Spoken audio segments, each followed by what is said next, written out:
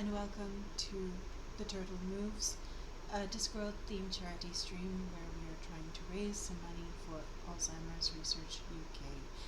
The first 2 hours of this stream are going to consist of an escape room AP. This escape room game has been designed by Ari Star Showers, as they are known on X, formerly Twitter,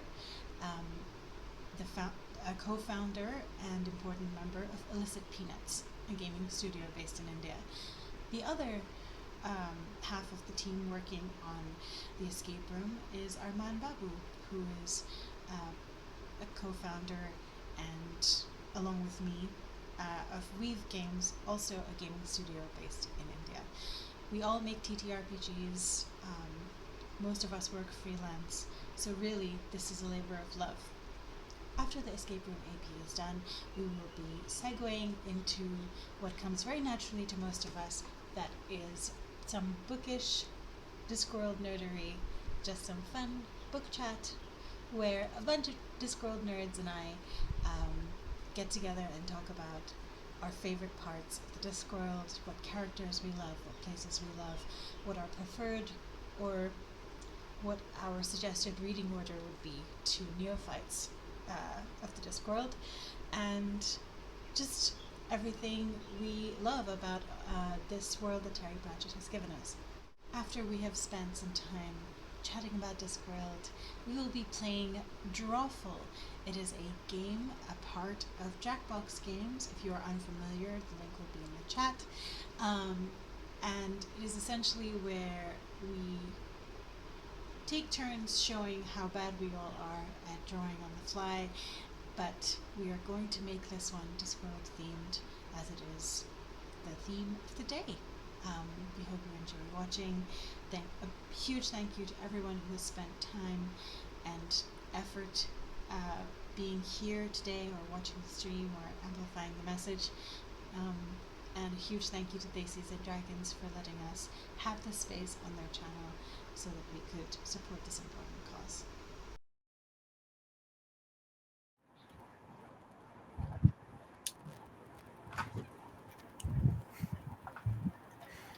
Hello and welcome, and thank you all for being here. I am Arman Babu. I will be the games master and your narrator for this evening. But before we get started, why don't I introduce you all to our lovely players? And when I say introduce you all, I mean I will let them introduce themselves. Go right ahead, lovely players. Who first? We'll start with you. Okay, well, hello everyone. I'm Zane Schacht. I'm a voice actor. I live in Appalachia. Pronouns he, him. I am a kind of. I'm the only one without a webcam because I'm cool like that. Don't perceive me. I don't like it. I operate in the world of audio only. But yeah, I can only describe myself as a kind of dumpy looking white dude. Jewish, curly brown hair, lots of body hair, often wearing a hat with a pithy remark on it. But yeah, I'm here and I was invited to the stream and I absolutely adore Terry Pratchett and all things related, so we're gonna have some fun. Excellent. Sam, what about you next? Hello, folks. My name is Sam Langford. My pronouns are he, him. I am a Scottish TTRPGer, science communicator, sometimes stand-up comedian. I am a white cisgender man. I have short brown hair, brown beard, multicolored glasses, and I'm wearing a t-shirt that's a cross between Animal Crossing and The Legend of Zelda, which is just one of my favorite ever crossovers. Delighted to be here.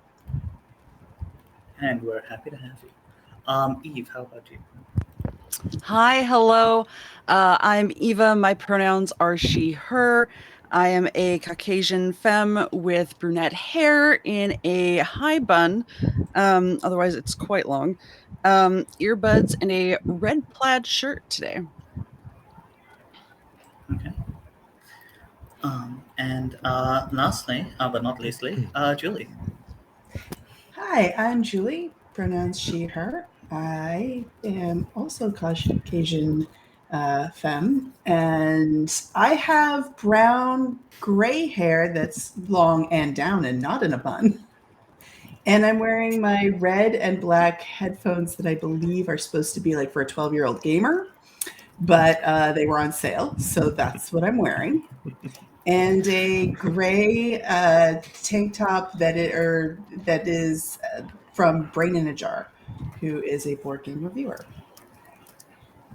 I would like to thank everybody who's tuning in and encourage you throughout this entire thing to donate. But I also wanted to let you know that our first donation also reached our funding goal, which is thanks to Arcane Wonders. They are a board game company. And so you can visit their site, www.arcanewonders.com. But also it's because the president is my husband, and I made him get up early to move his car so that I could move out of tandem parking to get to my office to do this recording and this video. And as thanks, he spent money on us. So Thank you, Arcane Wonders. thank you, Arcane Wonders. Amazing. Absolutely amazing. Thank you. All right. With that, wait, have I missed anyone? Just to be sure. I have not. Excellent. So with that, I believe, omniscient producer, that we have a video to start us off with. It's a cold and rainy night in Ankh-Morpork, and you are newly recruited night watchman on your first beat. Night Watch. An unruly soul has shattered their hourglass and spread the remains in the unseen library in a foolish attempt to escape a meeting with me. Find and bring me all 6 of the pieces before their time is up. Seeing through their glasses shall provide some guidance. In the meantime, I shall peruse for some fun picture books.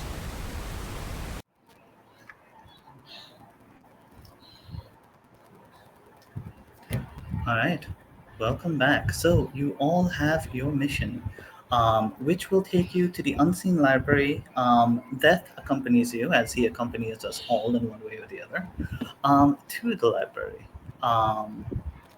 You find yourselves there, at a door with a logbook, a map in the background, some bananas there, and you don't. Doors closed. Entrance is currently barred to you. Seeing what you see, what do you do? I would like to try to open the door. All right. The heavy handle on the door is sort of like a wheel-like handle made of very thick material.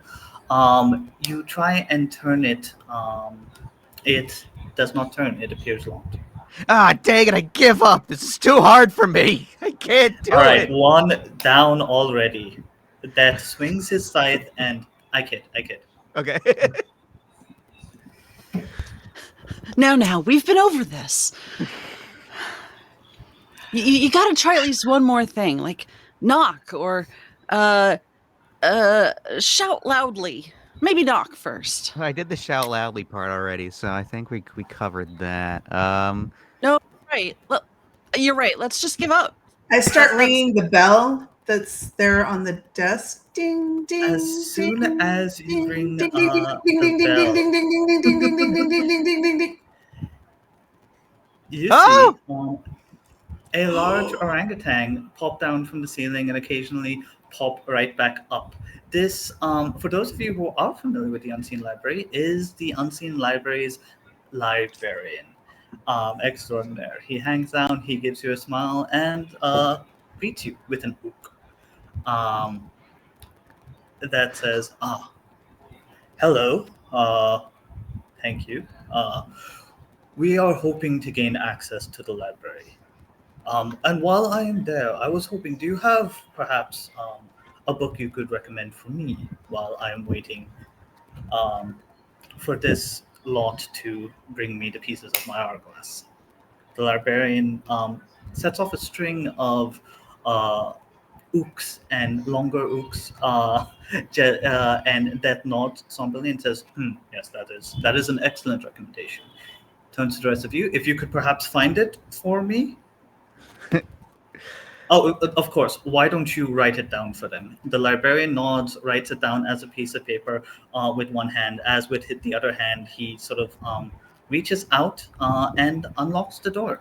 The door is open, and you have the recommendation right here. Let me show to players. I would like to. First of all, I would like to apologize for trying to open your door by walking around your desk like a sociopath. The librarian shrugs. Oak. Okay, thank you. You are also handed a map of the unseen library. And do that, any of us speak yes. Ook before we go? As the map is handed to you, I'm Odessa- certainly pretending like I do. I failed out. I'm sorry. Yes, the map. I will hand you this, and he hands you a pair of glasses, through which you can see certain parts of the map turn highlighted blue. This is a guide for areas that have, as Death explains it, certain areas have spectral energy that is related to the soul that he is seeking. You see, interpreting the library with the librarian's help, you identify that there is an area of the library with certain cave paintings. You identify a maze, a hall of reflection, the Arch Chancellor's own office in the library, two paintings of ships, and a conservatory. You also notice a faint shimmer with the lenses against the visitor's logbook, which some of you might wish to take a closer look at. I'm very nosy, so yes, please. I would like to look at the logbook. All right, well, there you go. You now have access to that. These handouts that I reveal will be available to you throughout the game, so you can refer to them later. As our audience can no doubt see, they pop up as little windows, but you can close them and access them again later. Uh-huh. And I should note that if one of you opens up a handout so that you can read it, it doesn't pop up on everyone's screen. So if just one person wants to revisit a handout, it's not going to necessarily distract everyone else. They're in the journals tab for anyone who is Yes, new to this, like I am. It is the symbol Thank you. that is on the right, right in between the image of a little painting, a little paintboard and paintbrush. There's the art icon, and then there's the sparkly book. It's the sparkly book. Yes, exactly. You hover your mouse over it, and it says journal, and that should give you access to all of your handouts. All right. Well, Where to first? team. What are we thinking? Well, first, so I noticed we had the map, and we were given a quick description, but by looking at it, it's not those locations. Those are not on the map. I will remind you of yes. So the different locations that you have are: there is an area that is just marked cave paintings. There's a place marked the maze. There is the Hall of Reflection, a place that says the Arch Chancellor's library office. Two paintings of there are two places that are just marked ship painting, and finally the conservatory.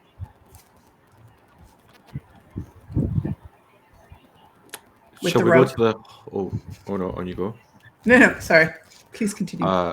I was going to say the Hall of Reflection sounds like a great place to just like take a look in the mirror for once.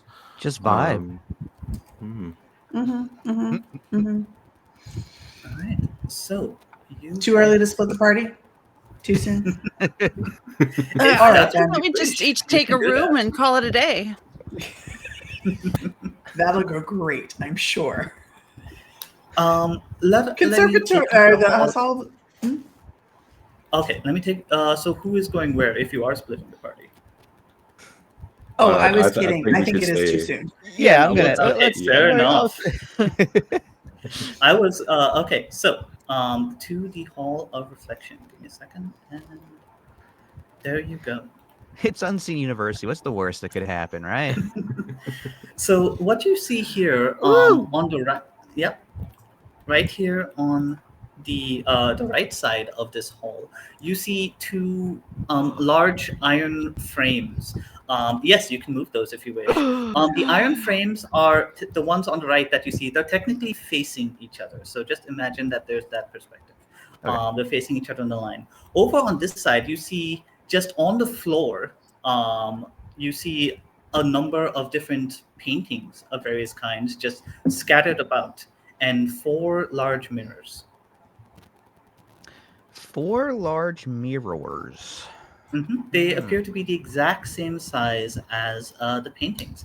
You also see scattered in the corner um, a scattering of notes. Taking a closer look at those, you see this. Notes from the chair of indefinite studies. I've noticed a few portraits starting to appear around the library. All of them incomplete. All of them with the same thaumatological signature, too.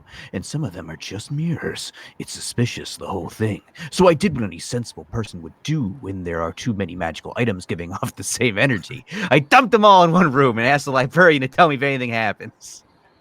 Look, who among us hasn't done this? Whomst amongst us?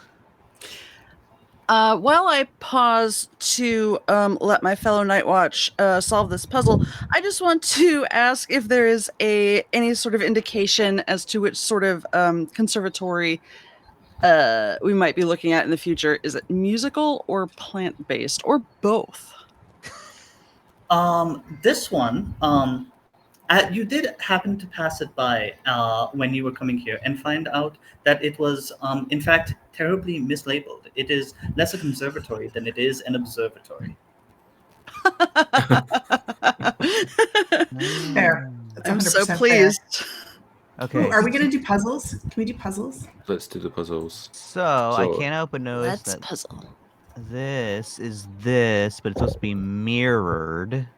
Ooh. Oh. Yeah, yeah. We're entering big brain territory here. I'm in my mind palace trying right to now. just- Yeah, Ho ho. looking to see where things meet up. That looks like that one goes there. Mhm. Herm. Okay, that's you, right? There, yeah. Yeah, yeah. Yep, Yeah. yep, that works. Mm-hmm. Har. God, I love Reaper Man. Okay. That's you are there. So maybe I think you're mirrored. This guy right here.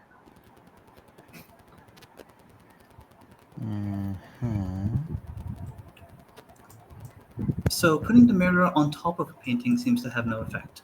Dag nabbit. Okay. All right. So in over there, you see. Give me a second to load this. Mhm. Let's see.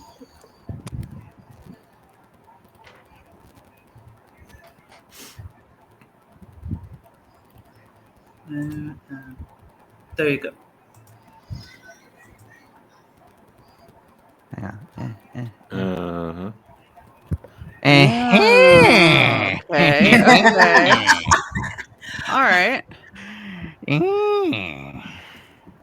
Technically, I'm going to be a ninja. If it's the mirror, wouldn't it be on the further right side? We're not bringing optics into this. Is that just the magic part of this whole magic? Thumbs, law of narrative causality. Right. Mm-hmm. Did it.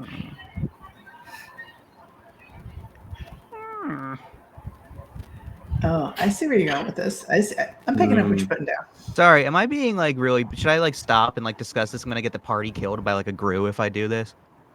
I mean, I That was would be doing. I'm messing with it too. Yeah, Although yeah. I am going to move this to the correct spot because it is going to bother me otherwise. Okay. Oh, yes. No, this is You've good. got This is that right. And I helped. Are we one too high? I feel like we are. No, well, does this? I was thinking it was too high, but I don't know what would go at the like. bottom. Okay, I see. I can. Yeah, because that one needs to like. We got the sky. Yeah. I'll do All that. right, I grabbed Yeah. it from you. Yeah, good. Oh no, that one's. Oh, there we go. Yeah. Okay. All right. So we got the moon. I don't. What's up?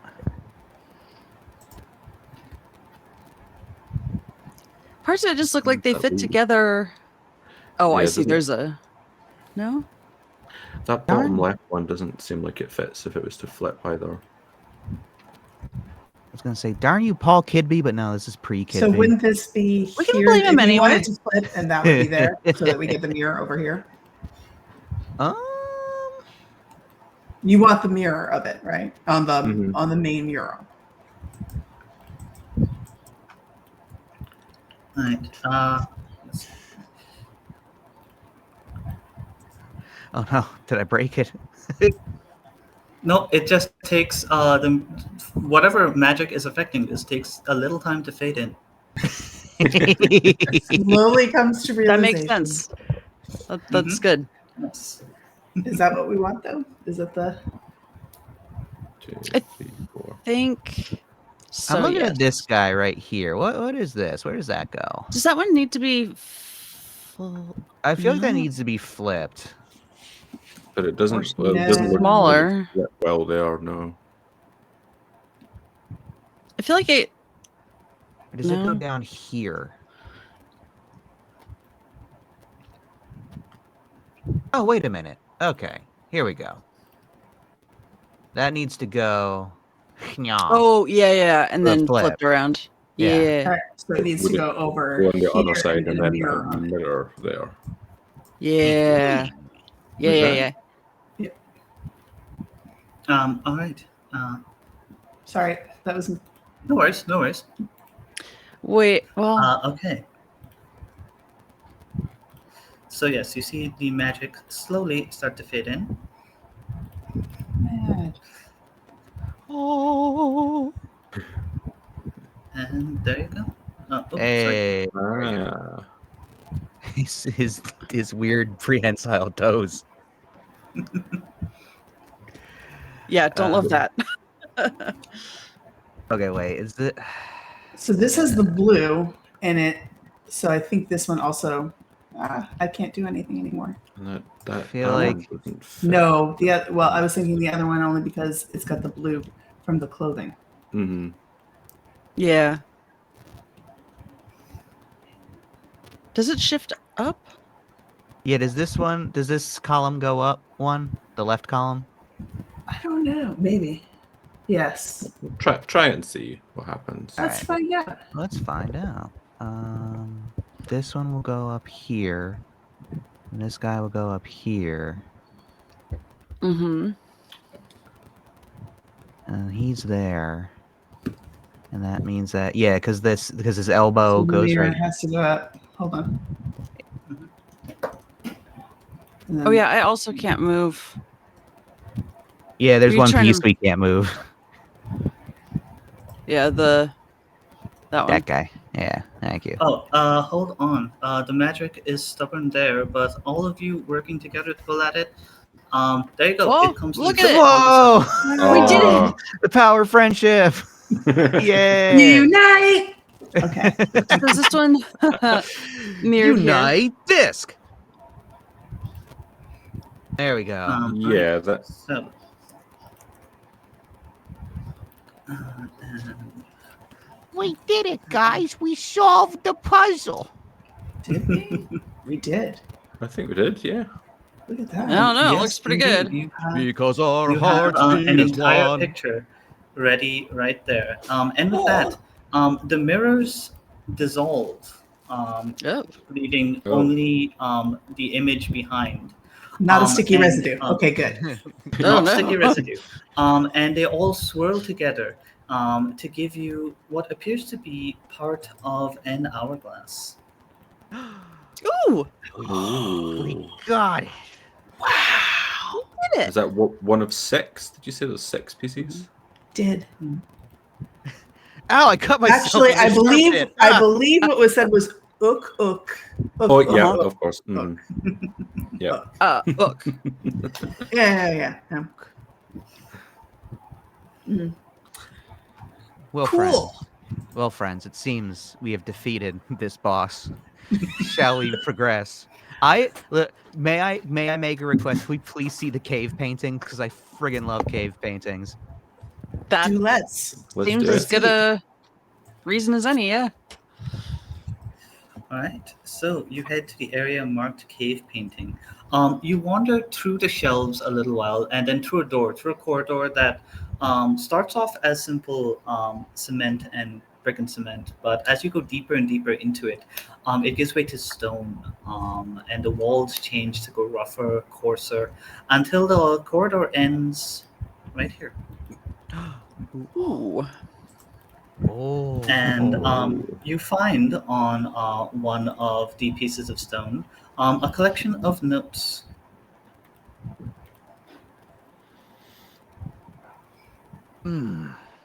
A strange wheel or wooden lid of some sort has appeared in the library and has gone wandering down dangerous shelves.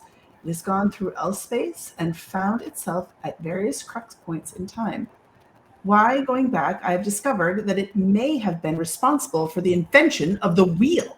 It has appeared at various points throughout history, and I've been searching all over time for it, but now that I've found it, I've hid it in the library, fixed to one spot, out in plain sight.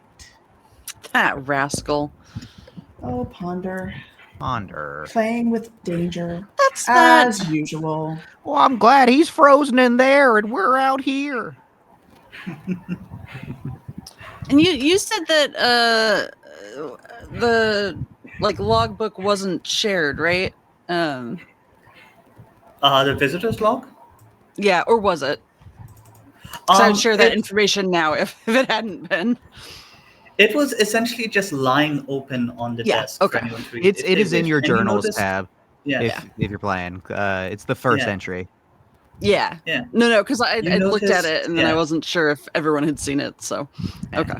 There was a faint wisp of spectral energy sort of hovering about the notebook. About the visitor's logbook, sorry. Ponder's going through Which is what drew time. your attention to it. Okay. All right. So Ponder's messing with time as he does. Let's see. So we got lots of wheels here. I And just it's- realized I don't have to squint so much. I can just zoom in. Oh, yes. Oh. I picked up a book along the way that I'm thumbing through. Solid. Wait, you found a book? Where'd you find a book? As we were walking through the library, I just grabbed a book off a shelf. I feel like that's a bad idea in the library. It's a library. What else is it for? You know what? Yes. True. Legit. The trouble is in taking a book out of the library without checking in with the librarian. Reading books in the library is encouraged if rarely actually done. You mean this librarian? Right there? Why That's the one. is this his autobiography? What book have you picked up that the librarian is in the book? I just like books. Oh. Okay. Let's see here.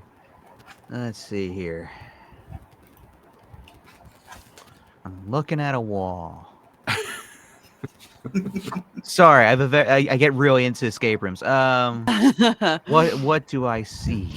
I see a door. You see what you see there. It is the door is part of the painting. You just see a number of rocks with a number of paintings on them. Okay. So we No. have one wheel. Go ahead. Looks like- Sorry. I was just gonna say it looks like there's 5.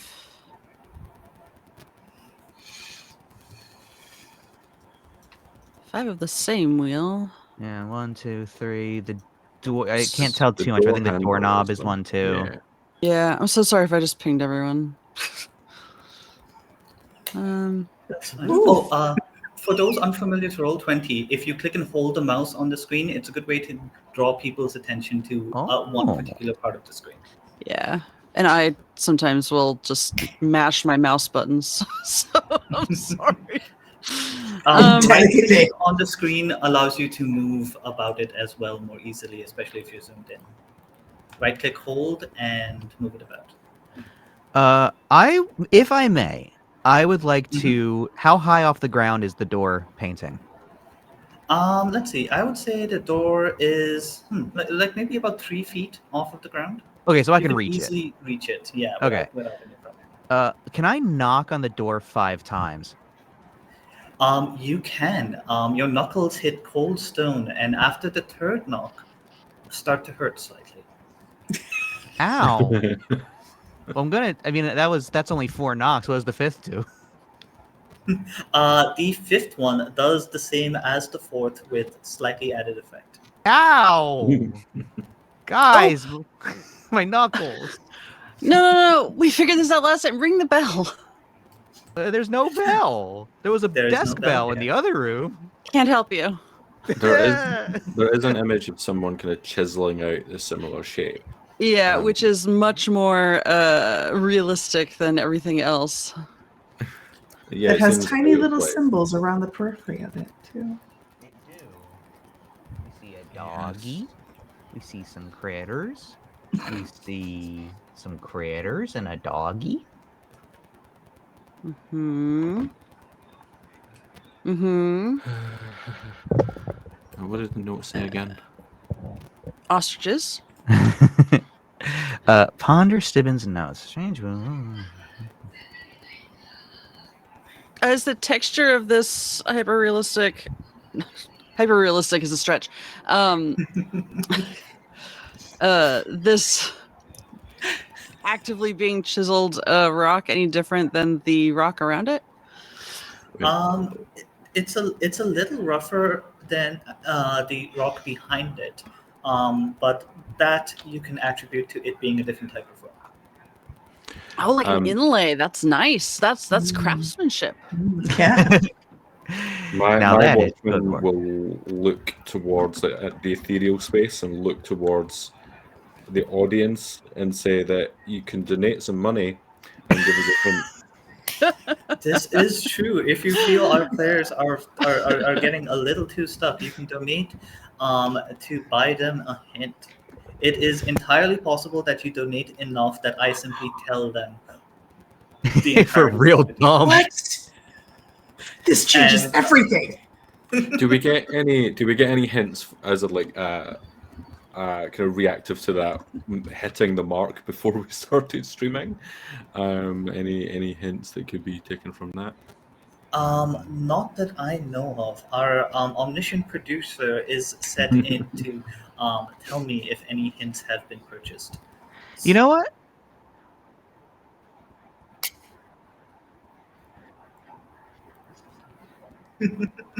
You know what? That feels So I think that's worth at least one major hint in this case that I will give you. This entire cave painting is less of a puzzle on its own than it is a clue for later. Oh, we need to go somewhere else, friends. There is nothing here Acquaintances. that you can really interact with. It's There's just nothing to this see is all here. stone and paintings. You can come back here anytime. I you knock wish. on the door 8 times. This time, your knuckles get a little more sore, but Ow! and a little tingly once you're done. Ooh. I will take like a little bit of paper out of a notepad and just be like, we tried to reach you, but you weren't home, and leave it like kind of pinned to the wall. A breeze from you don't know where ruffles the paper ever so slightly. Darn. shall we next on the list check the maze? That works for me. Sounds good. Yes. Okay, so you find yourselves. You go through the unseen university's corridors, away from the books, down to second I floor, put the book back down on the to shelf like and grabbed a a different sub book. basement you did not know existed, and find stairs that lead you to a large brick maze. Ooh. Ooh. You see two megaphones just sort of laying about at the side, and a message scrawled into the floor right at the entrance. So the Some message must says, guide. "Some must guide, some must go. Which maze is it? Wonder to know." Okay. Okay. I feel like we're entering some freaky deaky stuff here, so I suggest one of us goes in and everyone else stays here, and the person who goes in, memorize what you're seeing and come back and tell us what you saw. Oh, is that all? Yeah. I'm not paying attention, and I move forward, and I accidentally wander into the left maze. Okay, so there's only one entrance, so you're going through that main entrance? Yes. All right, so yes, what you see up on the top, the left, and the right, those mazes are just simply paintings, are simply painted into the wall. I knocked 12 times. All right. Your knuckles are really starting to feel a little sore now. Ow! Yes. Sorry, So I'm not looking at the screen. Remind me, which one of you is heading forward? I've wandered in while I was reading accidentally. Yes. Okay, great. And wait, your username on the screen on Roll20 is Julie A. Julie A. Okay, perfect. Thank you. So you head in, and you see an opening to your left and your right, but right in front of you is just brick wall. I run into the brick wall. It hurts, but there's no other effect. You guys are causing yourselves a lot of unnecessary pain. I can tell you that. But does anyone, did the rest of us see Julie's character just run into the wall? Yeah. The rest of you see her walk right into that wall. Well, I mean, reading, right? Like you saw it. Yeah. Right. I was reading, so I didn't Yeah. do a charging leap. I was just. Yeah. This wasn't a tactical. Yeah. Right. I yell, I okay, now wasn't knock trying to on the wall 16 see times. if it was actually, transparent and I could go through. And I look over my shoulder. I'm like, what are we doing, guys? I will pick up the megaphone. Put the book down. I will pick up a megaphone and turn and say directly at Zane, 16 times, are you sure? With the megaphone on. Hang on, sorry, I missed the last thing you said. You just yelled at me via megaphone, and I turn back to you and I yell back, yeah, 16 times.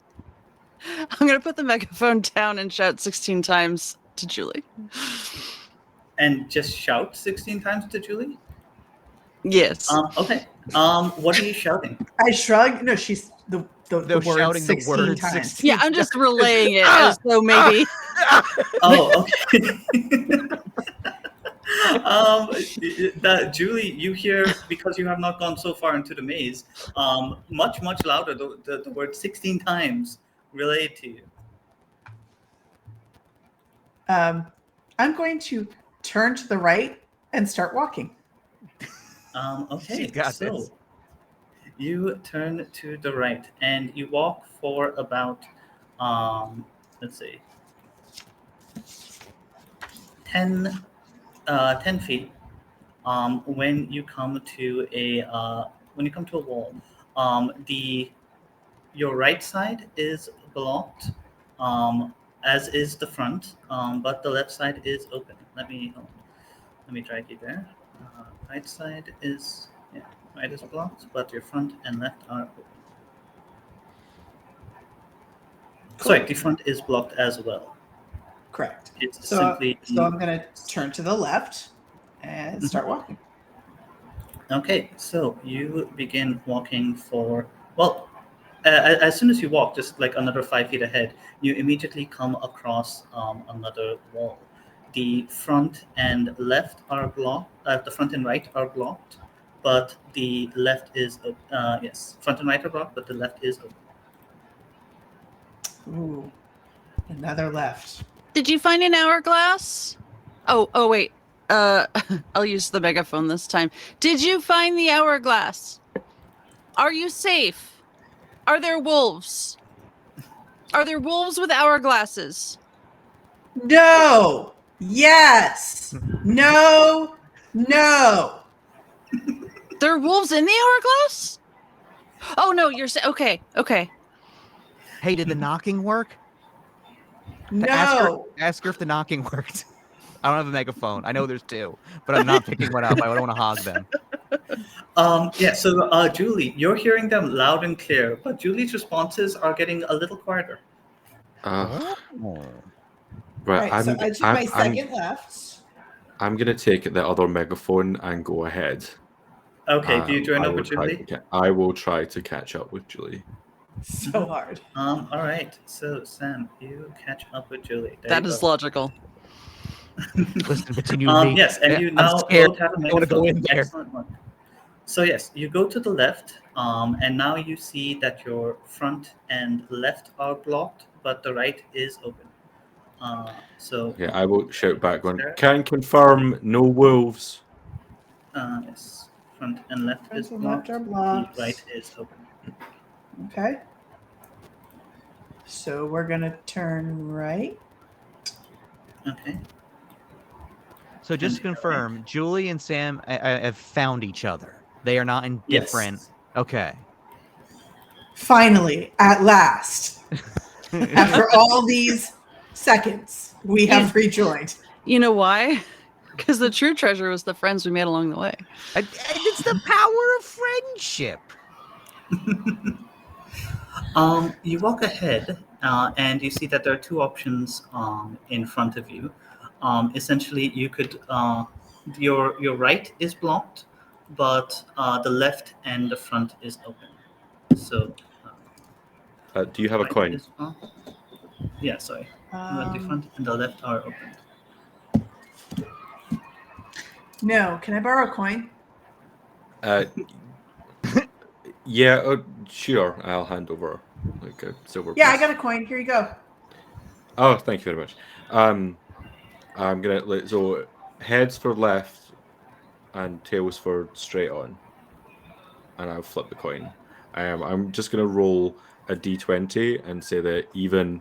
I'm gonna say left and odd straight on. That is odd straight on. Okay, straight on.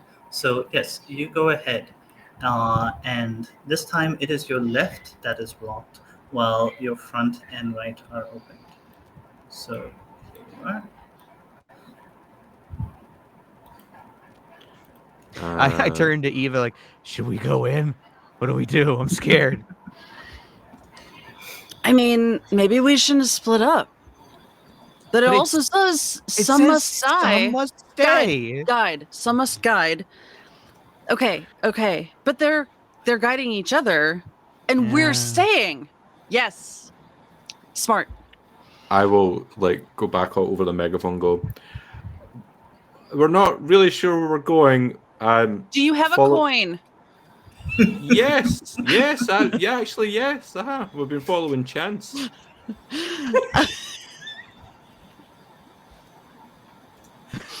I don't have one. Hey, can I borrow a coin? Yeah. Here you go. I have a coin.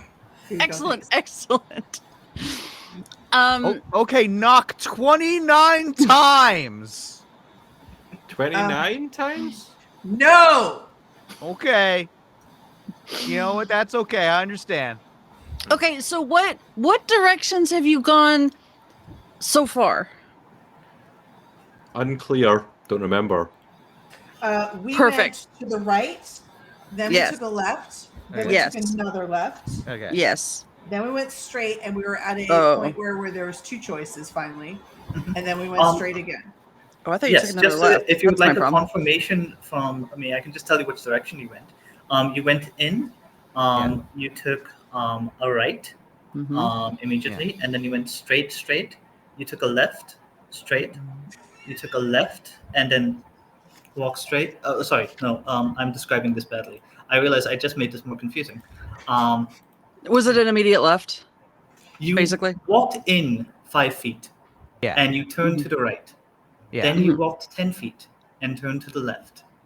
You walked another 5 feet, turned to the left again, Yeah.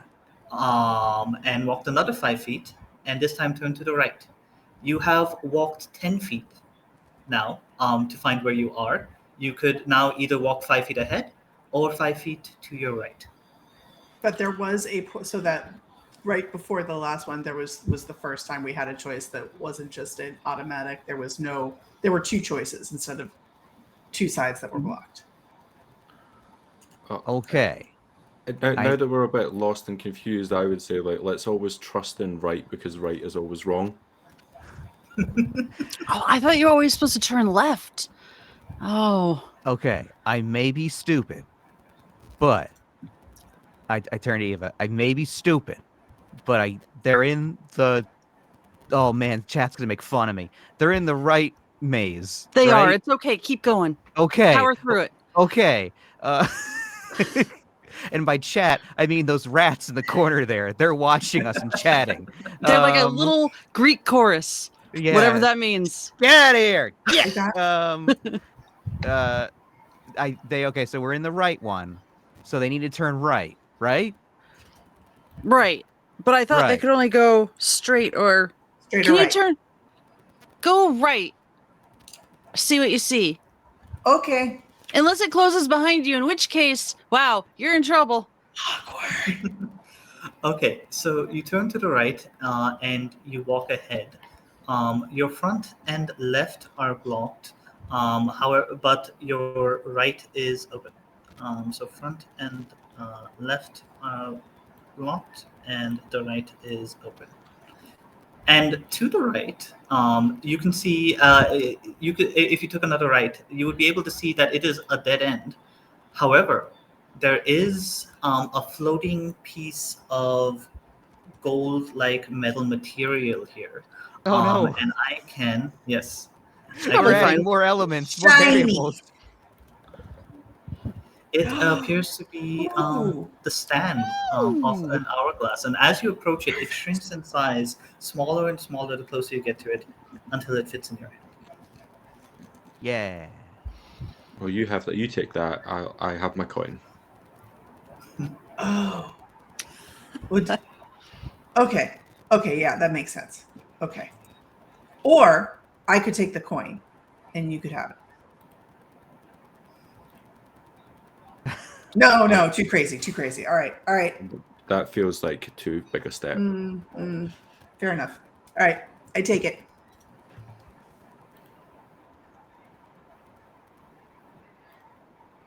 Ooh. Thank you. you. Thank you. Thank you. We are masking our struggles with humor. Thank you. So now that you have, let's see, which hint to give you. I will say that now that you've got a piece of the hourglass, it's easy to recognize. You get the sense that those golden lines in the mazes out from the people who are guiding it represent the stand of the hourglass for people to find. So you mean we you gotta do found this one of the again? stands, So we and got it. there So we got to is get one two more different stand left pieces in to this find. one. Yep. Okay. Oh, okay. Uh, relay that all back via megaphone. Oh, good. There was a big silence, so I wondered maybe if the wolves had gotten you, or the chat rats. The They chat seem cool. rat. No. Or we had It's, knocked ourselves to death. it's you fine. know? They seem cool. Yeah. Your knuckles are fine. They hurt a bit, but I think I'm gonna be okay. Okay. I'm right next to you. You're. Yeah, I can see you're fine. Oh, sorry. Yeah. It's fine. I forgot who I was talking to.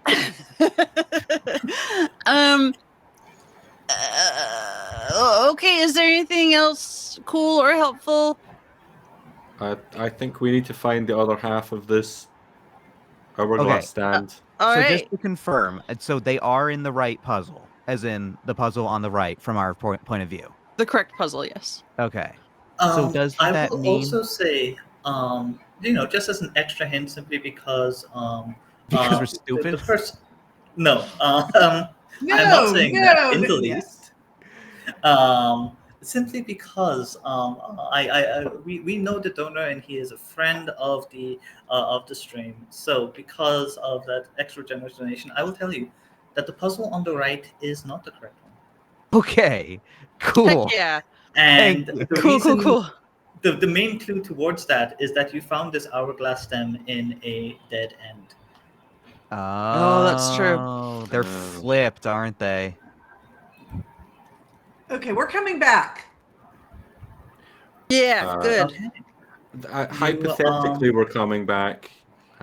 So we turn around, we take a left. We take a left, we go straight. We take a left, we take a right, we take a right, and we're there. Hey, why is there a circle on the ceiling? Anyone else And notice that? is you join the rest of your teammates right at the entrance. Well done. Oh, thank Now we're God. playing with portals. So chat rats. What? This is news to me. Oh, yeah, so I said that chat was going to make fun of me, and then that would be silly if I said that chat existed in the world of Discworld, which we are currently in. But so to be clear, that's what I call that group of rats over there that Yeah, they're just hanging out. as They're the chill. rules of our setting have established, due to long-term exposure to magic, can speak. This kind of meta level, like my character's brain starts to like really hurt, and you see like a small dribble Who of blood wants in to the try nose. to go in the maze this time? However, I mean, it is dangerous letting your brain work on a meta level for too long. So, in interest of giving you a break from all that meta-ness, we are going to take a break from chat for 10 minutes. My A character 10-minute rubs his break knuckles for and your goes, minds "Don't to worry, recover guys, from all I the got this." 5-minute break. Yes. Cool. A 5-minute break, and we will all return here. Okay. Perfect. Goodbye, Internet. We will return.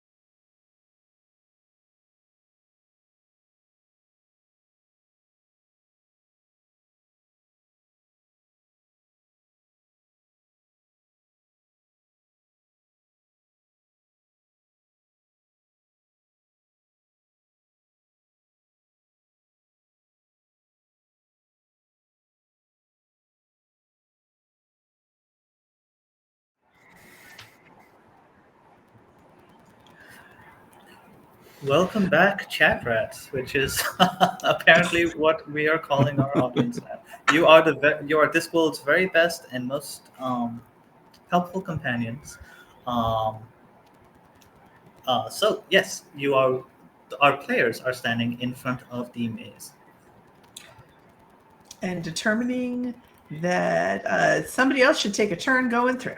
Hey, also, I just noticed every single maze has 2 gold lines. The one in the middle only has 1 now. Oh. Ooh. Well, you look at that. Oh. Ooh. Yeah. So also, these maps are flipped vertically, right? Because we would literally walk in and get the thing in that case. It would seem Uh, likely. Okay. All right. All right. I'm rotating a perfectly spherical map in my brain. Here we go. I'm locking in. Ugh. Okay. you I seem to have a volunteer. grasp. You volunteer? You're volunteering as volunteer. tribute? You're going Yes. in? Okay, Going make in. sure- Take a I get loudspeaker. a megaphone. Megaphone. A Yes. phone of Mega. Who's going with? Wait. If you can read the map, wouldn't it make more sense for you to direct someone? Well, I don't know if I can read the map. You know, I can read the map. I need to believe in myself. You're right. Yeah, Also, that's the spirit. mostly, just in case there are wolves there. I don't want you guys to get hurt. I sacrificed myself. So wait, are you staying or are you going? Why are we worried about wolves in this maze?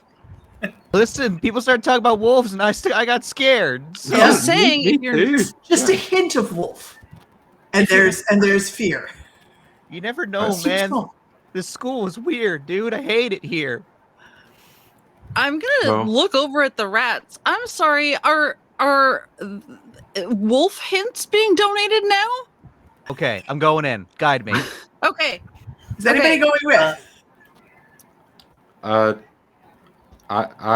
think I was going to stay here. Eva, do you want to go in this time? Sure, yeah, I'll go. Wait, someone should take my megaphone. All right, got it. Okay. Oh yeah, take and it. I leave I my immediately megaphone. hand it over. I hand over. I take his coin. Thank you. Yes, I'll hold this while you hold that. Perfect. Wait, no. Oh, I Okay, need the megaphone. I'm I'll taking the leave- megaphone. Oh, did I put the wrong person in the maze? Zane so and I it are should both be going. Jane and Eva. Yeah. Oh, All right. oh wow! I can see. I'm okay. I'm going to turn right. Okay, so you've walked 5 feet in, and you are turning to the right. Okay, so so yeah, you take a step forward. I am not in the and- maze. For the It's record. me, You- Eva yeah. S. Oh, wait, on no. Apologies. So yes, you're back here. It is Eva in the maze. Yes. There you go. I'm in the maze. All right. It's a wall. So you walk in. Yep. You walk ahead. Yes, the left and right are open. You walk ahead 5 feet, and yes, the front is open, and your left and right are blocked. Look, I don't want to say what we should do or anything, but maybe we should keep on another 5 feet. I slowly ahead. raised my fist to the wall. No. Save it for when we need it. Okay, you're right. Sorry. You only have so many knuckles. I don't have a megaphone. I'm just gonna be chatting with the rats. You do have a That's megaphone. fair. All right. So We're you walk 10 ahead feet and away, another- Max. We can handed it hear to you you. at the moment. Wait, you walk hold on. ahead You another have a 5 feet. megaphone because I took your Uh-huh. coin. Oh, I And- have the megaphone. Oh. Mhm. Your front Alright. and right are blocked, but your left is open. All right, I'm gonna turn left. Okay, we're going Okay, sure. left. You, Oh, you I don't have a turn- megaphone. Never mind. You turn left and walk another 5 feet. Your front and right are open, while the left is blocked. Yeah. Okay. Oh, I'm sorry. gonna walk. Sorry. The left is the one that's open. My bad. Ignore what you just saw. You see a vision of something. Whoa, I blacked out for a so- second. Oh Ah, yeah, there were walls, and then there were. it's this blood loss from my knuckles. So I'm Once gonna again- walk forward some more. Yes, your front and right are blocked, but the left is Oh, open. Once well, then I'm gonna go left. from this perspective. Yeah, we're going left Okay. again. Dang it! Sorry. You go left, and it is pretty much the same thing. Your front and left are blocked. Your front and left are blocked this time, but the right is open. Hey y'all, we gotta go right? Is this so? You're on the megaphone. This is the first time we've heard it. Yeah, I am using a megaphone to speak to the people outside of the maze. But this is the first time. Yeah. Well, I've been saying it like. Yes, thank you so much. Thank you. I've been saying it alright. out loud, but not over the megaphone. So I think Okay. maybe the first 2 turns. So Mhm.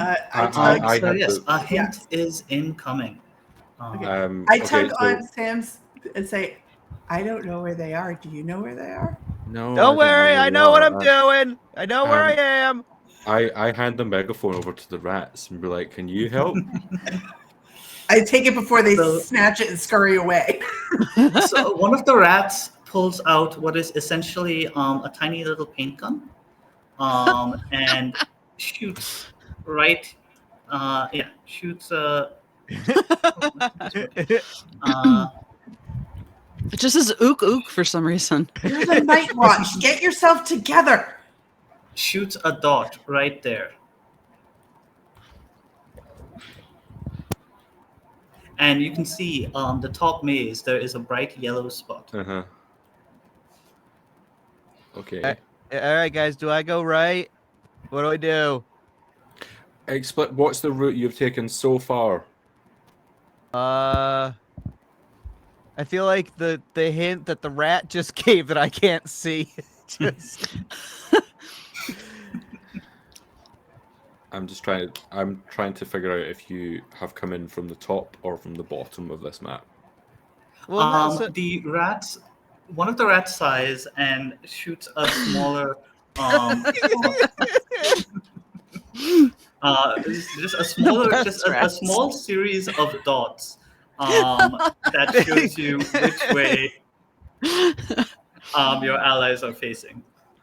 I look at the rats like that was a little condescending. I am an investigator, sir. The rat hands you a tiny little paint gun as if to say, "All right, all yours." So do I turn right? Turn Yes. right, Turn Okay. right. I turn right, and then I walk 5 feet.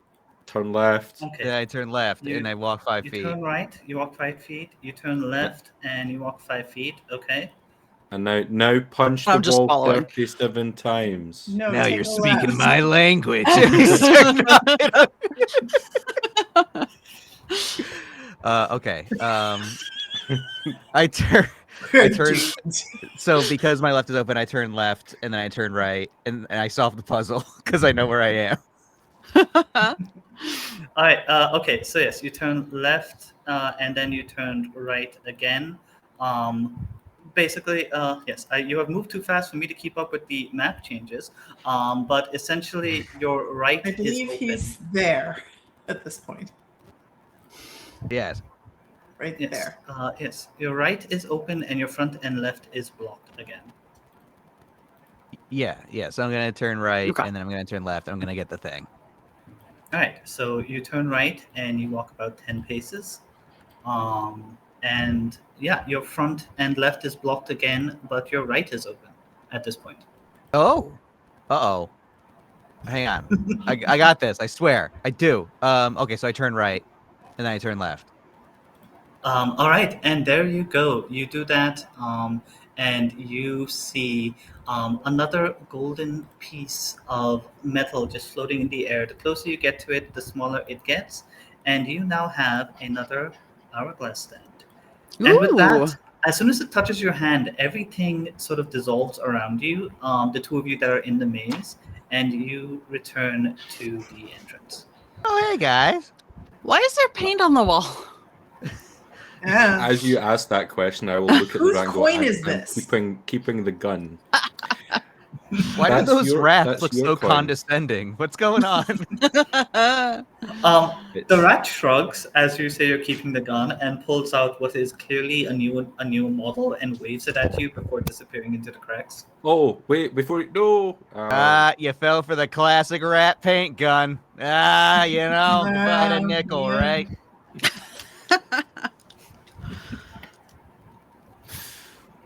Where does Okay. that leave us then? We have the Arch Chancellor's office. We have the 2 ships, paintings of ships. The conservatory, which is actually an observatory, I want to do that one. which I'm never going to get over. I'm good. I want that one. Yeah, that also has my vote, if I'm being honest. Let's do it. All right, to the conservatory / observatory you go. Right, you head on over here. You see a number of things, including. Why isn't this loading? Ooh, I put away the book and I grabbed another book on the way. Gorgeous. nice. Damn, I have It no bothers me that- surface to knock. I'm powerless. There's a So little you can coffee see table. this observatory, yes? Mm-hmm. Yeah? Yep. It bothers me that I can't.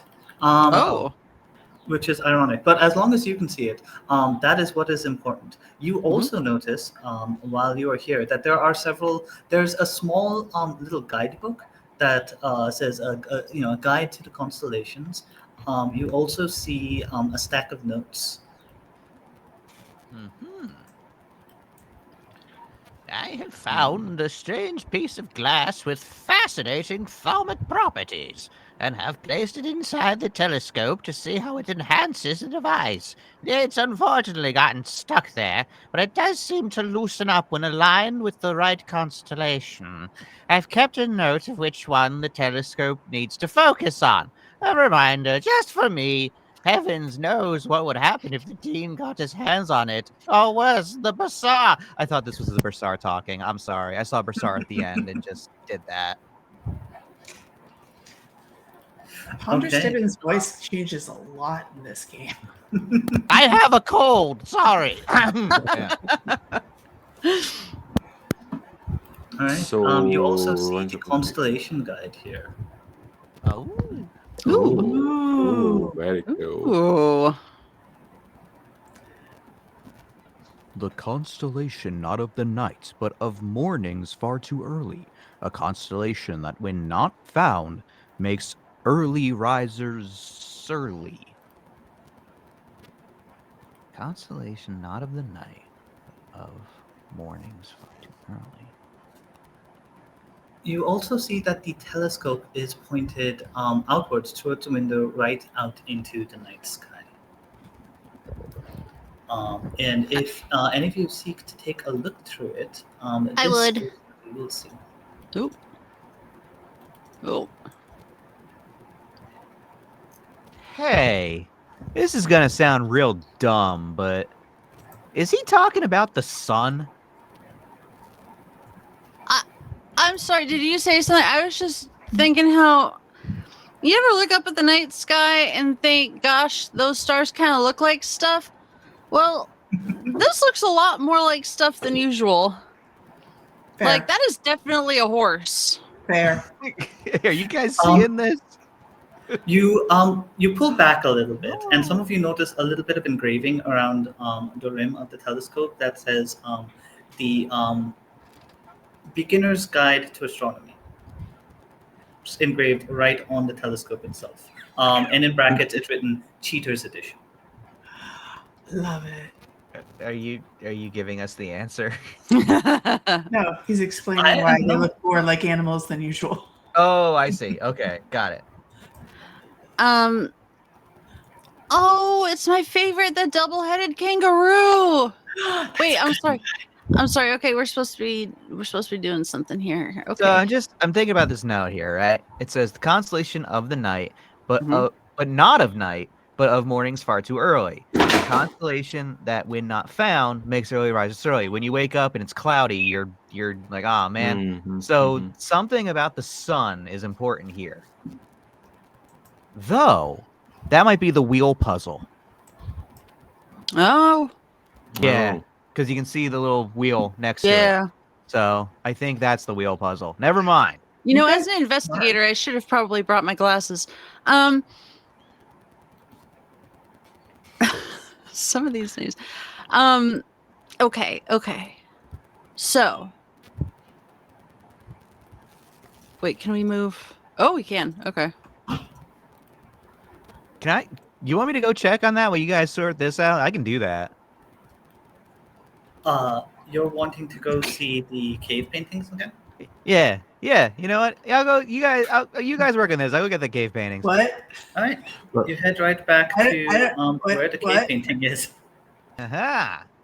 I want to try to get the sun, the yellow one, to the left of the camel rider. You want to I'm get sorry. it? Is You that not a taking the dinosaur? telescope? Is that a dinosaur? I don't know. Let's see. Let's Look at again, what not wearing the- my glasses. There is. I mean, there are some that kind of look like a dinosaur if you squint. The magic of constellations. Oh, I meant in the cave. Sorry. I'm in the cave room. Yeah. Yeah. Yes. Let's see. In the cave room. Did anyone else want to go back to the cave room? I'm looking at the I'm still stars, looking at the unless you really stars. don't want us to split the party. Yeah. Okay. it's No, pretty- that's fine. Just you can split the party however you like. There are no, as far as I can see, no specific dinosaur paintings in the cave room. Although that, of It course, could be a depends entirely camel. on your definition of dinosaur. I'm sorry. So what I'm asking is the sun? Well, if I look very closely at it, is it a physical object and not a painting that is just No, flat? it is. It is a painting just like everything else on the wall. Okay, I really thought that was it. Sorry, oh man, I feel It's a silly. worthy, valiant attempt. All right, I'm gonna go back to the constellation room. All right, you go back to where everyone's crowding around. Sorry, guys. I thought I was smart, but I wasn't. No, it was a good idea. I mean, it was an idea we didn't have before, and now it's an idea that doesn't work that we already have, but Oh, everything man. gets us closer. I'm not a good watchman. Vimes is gonna be mad at me. I mean, Hate we when have yells. 3 out of 6 pieces of the. Doing well. Doing well. So we got a 50%. That's almost a passing grade, right? Just and as you've you only say broken that, 2 knuckles. It's good. the doing well, you hear the sound of sand falling through an hourglass. All fill your minds as the voice of death says, "I believe you are running out of time." Sorry. The stream has a schedule. The stream of time is indeed scheduled. Yeah. People Thank of you. that Thank schedule. you. Right. So good.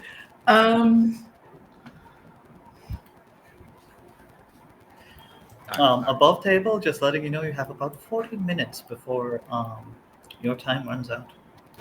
I am afraid I have no clue with this one, folks. Okay. Gotta lock in. I think we should go look at other rooms and get more clues.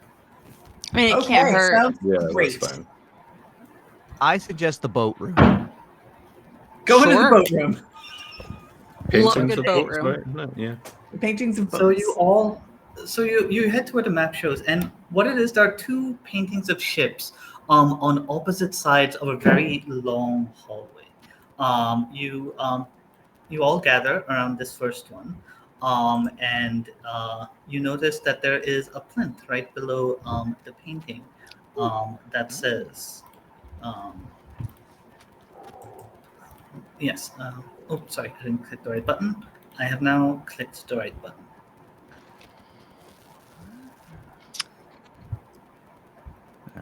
The pirates want treasure were a group of single-minded pirates who sailed the seas in search of treasure. They were unregistered pirates, and as such there is little they did not dare. Their ship, our big ship, possessed powerful cannons that made the pirates who want treasure a formidable foe, despite their apparent simplicity. They sought the guild of meticulous accounting for most of their lives, and the treasure that their ship held. As you get close to this painting, you notice those of you whoever has been holding on to the special glasses you got notice that they seem to warm up a bit. And looking at this painting through the glass, the painting fades away, revealing this. Oh. Oh, It's a grid. battleships. Love a good grid. Yeah. You will notice, as far as the markings go, that this is not a very good grid. No, it's not. You notice that there is a compass on the right with the directions that appear to be the letters appear to be things you can press. There's also a microphone attached of a sort attached to the corner of this painting, and between the two is a big shiny red button. Man, what are these weird fantasy direction, guys? Where's Hubward? Where's Rimward? What kind of fantasy universe are we looking into Right? here?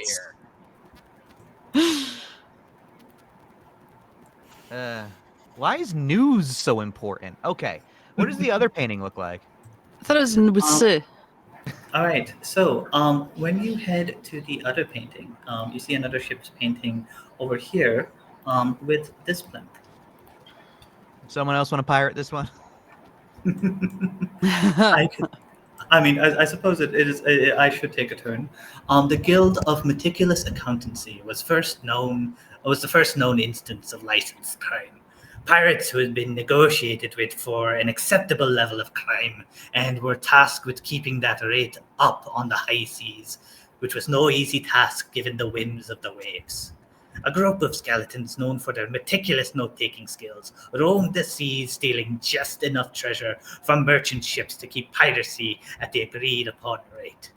Their ship, the Floating Vault, held a great number of rare treasures and was a highly sought-after prize for any daring enough to face the unliving to get at it. And once again, the lenses warm up, and looking at this painting through the lenses, the picture fades away until you see this. All right, here we go. All right. I like this one. This one's All right, so our grid looks good. A, B, C, D, E, F, G, 1, 2, 3, 4. We want to get to C2. I want to get to C2. So, a pirate's favorite letter. the C. I think it would be R, but no, it is the C. All right, so we're gonna C2. I don't want to. I know we're running. Can we go look at the other painting real quick?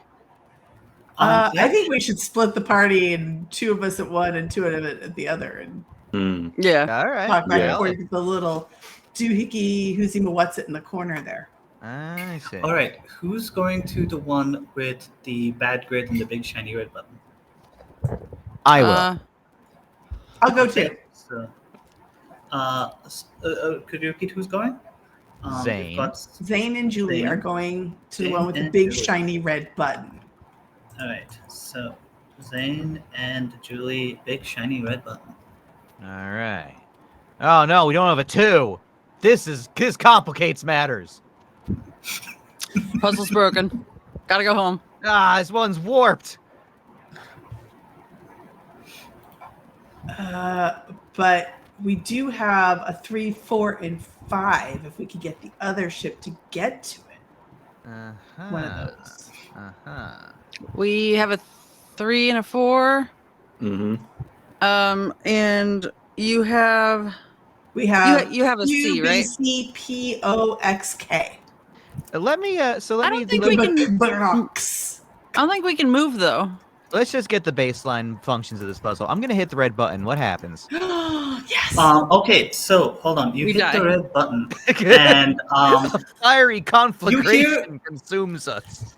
nothing happens here. But over at the other end of the painting, you see, you hear a quiet whistling sound, which gets louder and louder and louder before it resolves with a minor explosion blossoming at the bottom right corner of the painting. Oh. Oh. Hey, what happened? Whoopsie. We have a small explosion in our bottom right corner.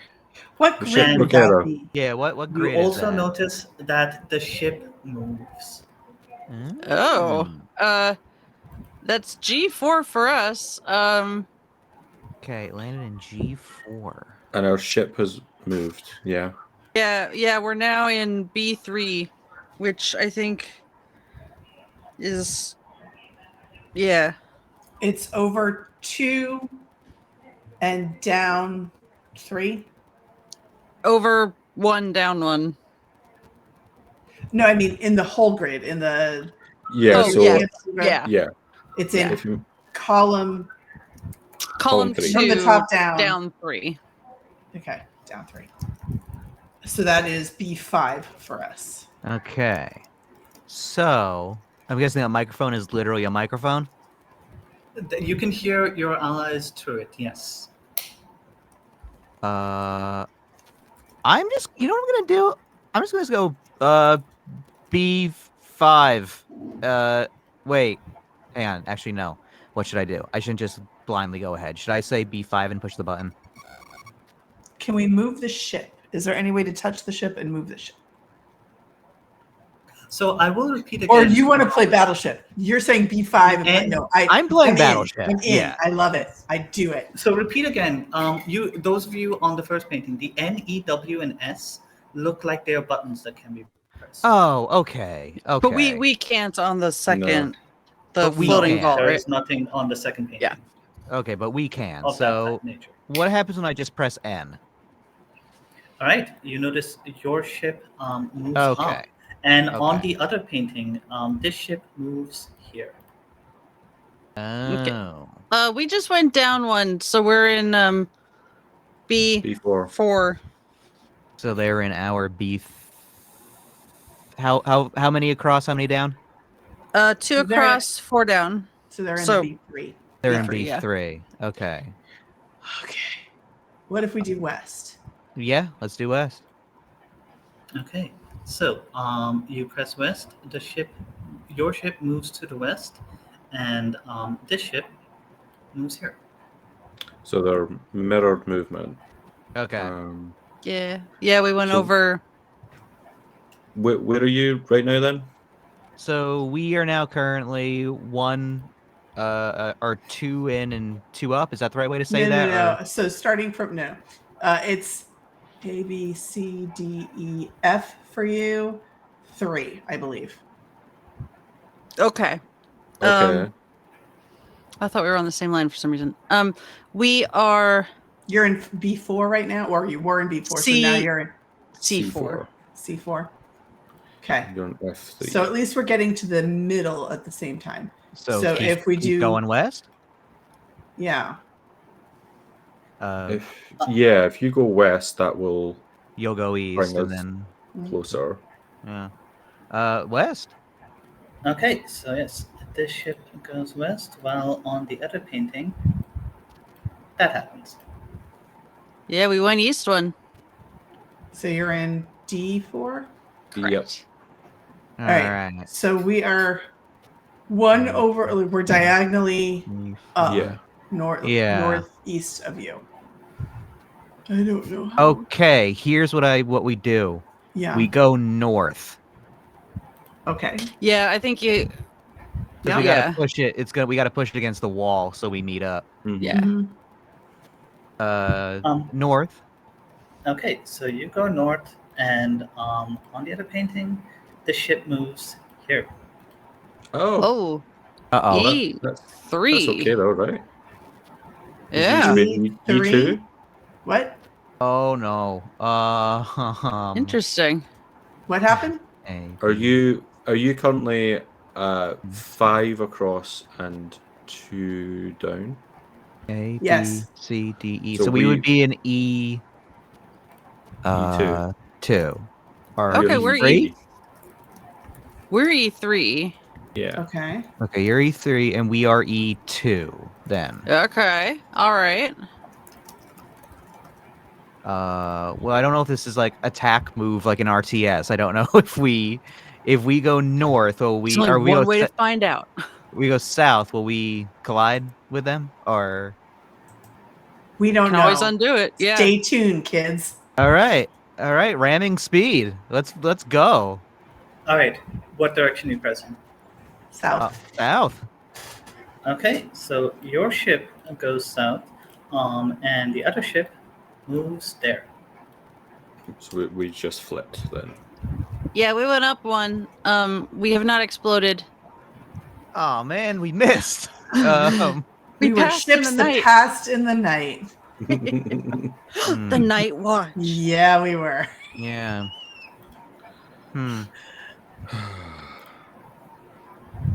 Thinking is hard.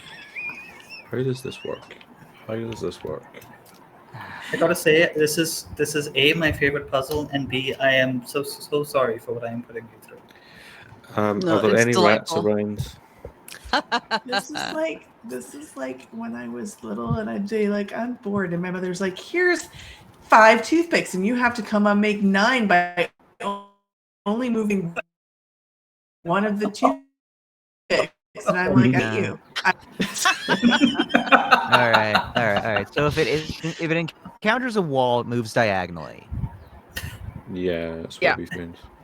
And Okay. chat, if you think their theories are wrong and want to give them a hint, or you think their theories are right and you want to give them another hint just to speed another puzzle along, go ahead and donate at the links I assume are being provided in chat. All right. So right now, Yeah. Yeah, you are. what if? Okay. I think we're gonna have to go to a wall again to get on one Like a similar corner? access. Yeah. Yeah. And then come back. Yeah. And we did north and it went diagonal. Left. Oh, So- right. Right. So we have to do east-west now, I think. Okay, so we need to go east, is what you're saying. Sure, let's try that. I know they have to be going this, so I think we have to do. We have to go west. We have to go west. I Okay, think. we have to go west. We will go Yes, let's go west. Okay, you go west, and your ship indeed moves west. Well, this ship over here moves here. Oh. We are D1. We went What? diagonal. east. Hang on, what is this? You know what? We're ignoring the grid here. We're in P5, Persona 5. Heck yeah. Yeah, you're in the middle, right? You weren't on a wall? No, Okay. and you weren't either. No. All right, and you're at All right. D1, We're D1. so you went north. Yeah, we went from E2 to D1. D1. Did we see Yeah. any 2-letter combinations anywhere else in our adventures? You did. You did notice. Oh! In the cave painting, right at the bottom, there's On the a little door. FG. Oh, Sorry, a little PG. Let me just double check. Yeah. That is indeed. You did see a PG. I thought on that the was the door. artist's I signature. thought it was the artist's signature too. Oh, nope. That is my mistake. I misread that. That is a PS. I thought Yes. I thought it was the artist's It is a signature. PS with terrible handwriting, which could be Okay. an artist's Um, signature. Now that you think about who wrote the notes. Well, it's okay. Well, okay, that doesn't help. So where are you folks again? We are We are ABCD3. We would be your D3. Yeah. You are D. Yeah. You are in D1, aka our. Can we just go north? D9. You know. We can go north. Cool. wait. Okay. Okay. Yeah, okay. Just to Right. differentiate your planning from what you're actually pressing, just say we go north or we go west or we go east whenever you are. set on the- I think I'll say I pressed the red button. No, I can't press the red button. That's the wrong thing. We go north now. Okay, you go north, and the other ship goes here. Wait, I'm on the wrong map. I flipped to the different map. Oh, now. sorry, I did move I accidentally moved you. Yes, no, sorry. The other ship moved from here. You ran over to our side really quick to be like, "What are you doing?" and then ran back. Yeah. oh no, we're one off. Wait, yeah. C2, which is You One are- next to C4. us. Right. So we're at D2. So I just needed to be on D2. So this is a total aside. When Robert and I were in Ireland, there was a group of middle school kids who had a gang right there on the river, and they rode around in bikes and thought that they were cool, and we thought it was adorable that they thought they were a little gang, and they would write things on the sidewalk in chalk, and would get washed away. Death is gonna their way kill of us. tagging. And one of the things they wrote was D2 run it, and we have no idea what it means, but it's always been funny. So now we're on D2, and that's all I needed. Yeah. Now we can run it. Let's run it. Yeah. And that was my long way of saying, once again, thank you, Robert, from Arcane Wonders, for doing it. Yeah, You thank see you. A small group of rats sort of just standing in the corner as you relay the story, just sort of sitting up and staring at you, spellbound. I'm sorry, but if you're just gonna stand there and watch, you could at least just give us a hint.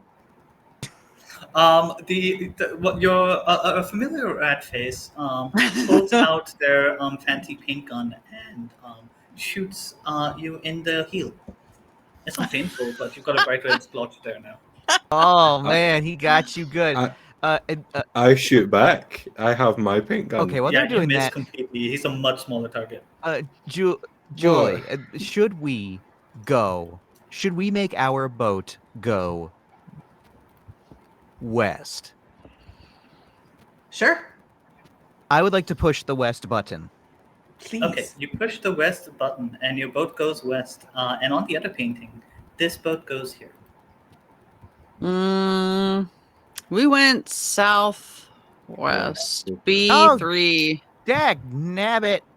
C4, B3. You're B5, I suppose. Sorry. We are. Yes. Hey, are we sure that's a PS? It's not a P5, right? On the cave painting? I can What were you confirm gonna that it is a PS. Okay. So wait, I guess the... We are in A, B, C. Oh, wait. No, I'm looking at the right one. I am in A, B, C. And so we would be in... We are in for you, C2 right now. Okay, so we're diagonal again. Yeah. Yes. I don't know, guys. I'm stumped. So you went west and we went southwest there. West, southwest. What happens if you go west again? Will we go southwest again? Yeah, is it just that direction that sends us? No, that I doesn't don't know. seem Let's right. find out. Let's I pressed west. Okay, West. you go west, and this ship over here moves here. No. Oh, we just went south. Wow. It is So probably... Wait, but we turned. Oh yeah. Yeah. Oh. Wait, we turned again. I wonder if we would go northeast. Yeah. Shall we see if you were to go east again, where would we go? Would we go northeast or? If we go east as opposed to west, because we just went west. So if we Yeah. backtrack, Yeah, because our ship has flipped. And I'm not sure what. All right. Well, we so can you go want us to east. go east now. Yeah, Just I'm to- not sure if it matters, sure. but... Yeah, east. Mm-hmm. Okay, you go east. You move your ship east, and the ship in the other painting moves this way. We went directly east. Okay. Does the ship move? So you're directly below us to. It's So still we're- yeah, facing we're- east too. We're two below you. All right. So what if we go south? I suspect we'll go east East one. again. Mm-hmm. D4. Let's Okay. try it though. Yep. Yeah.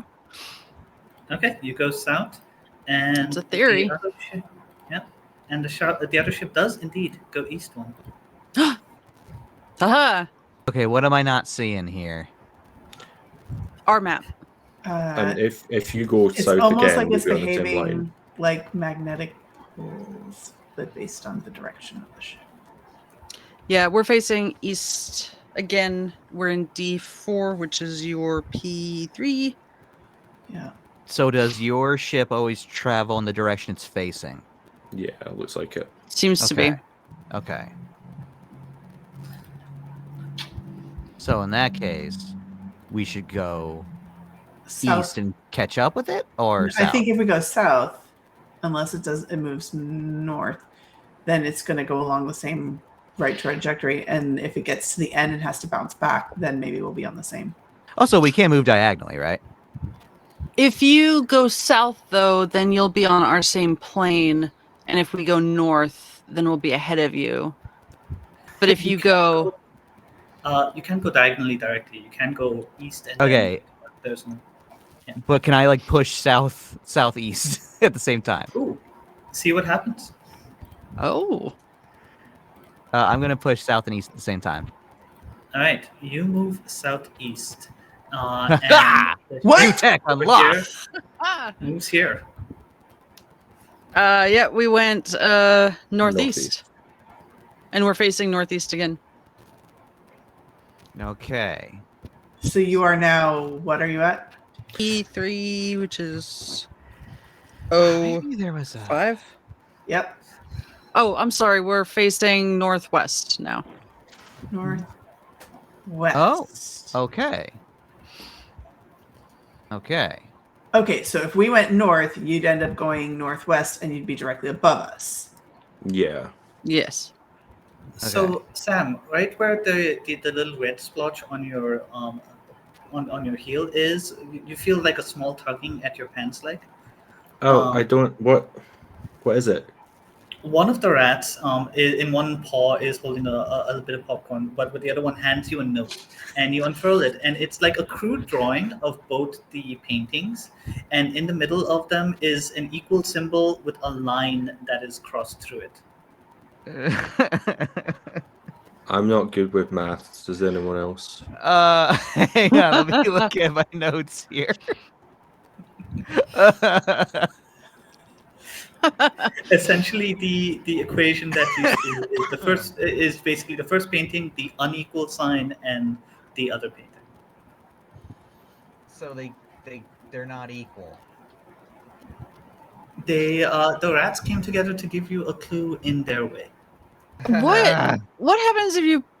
Okay, so you are right now in ABCD P3, is that right?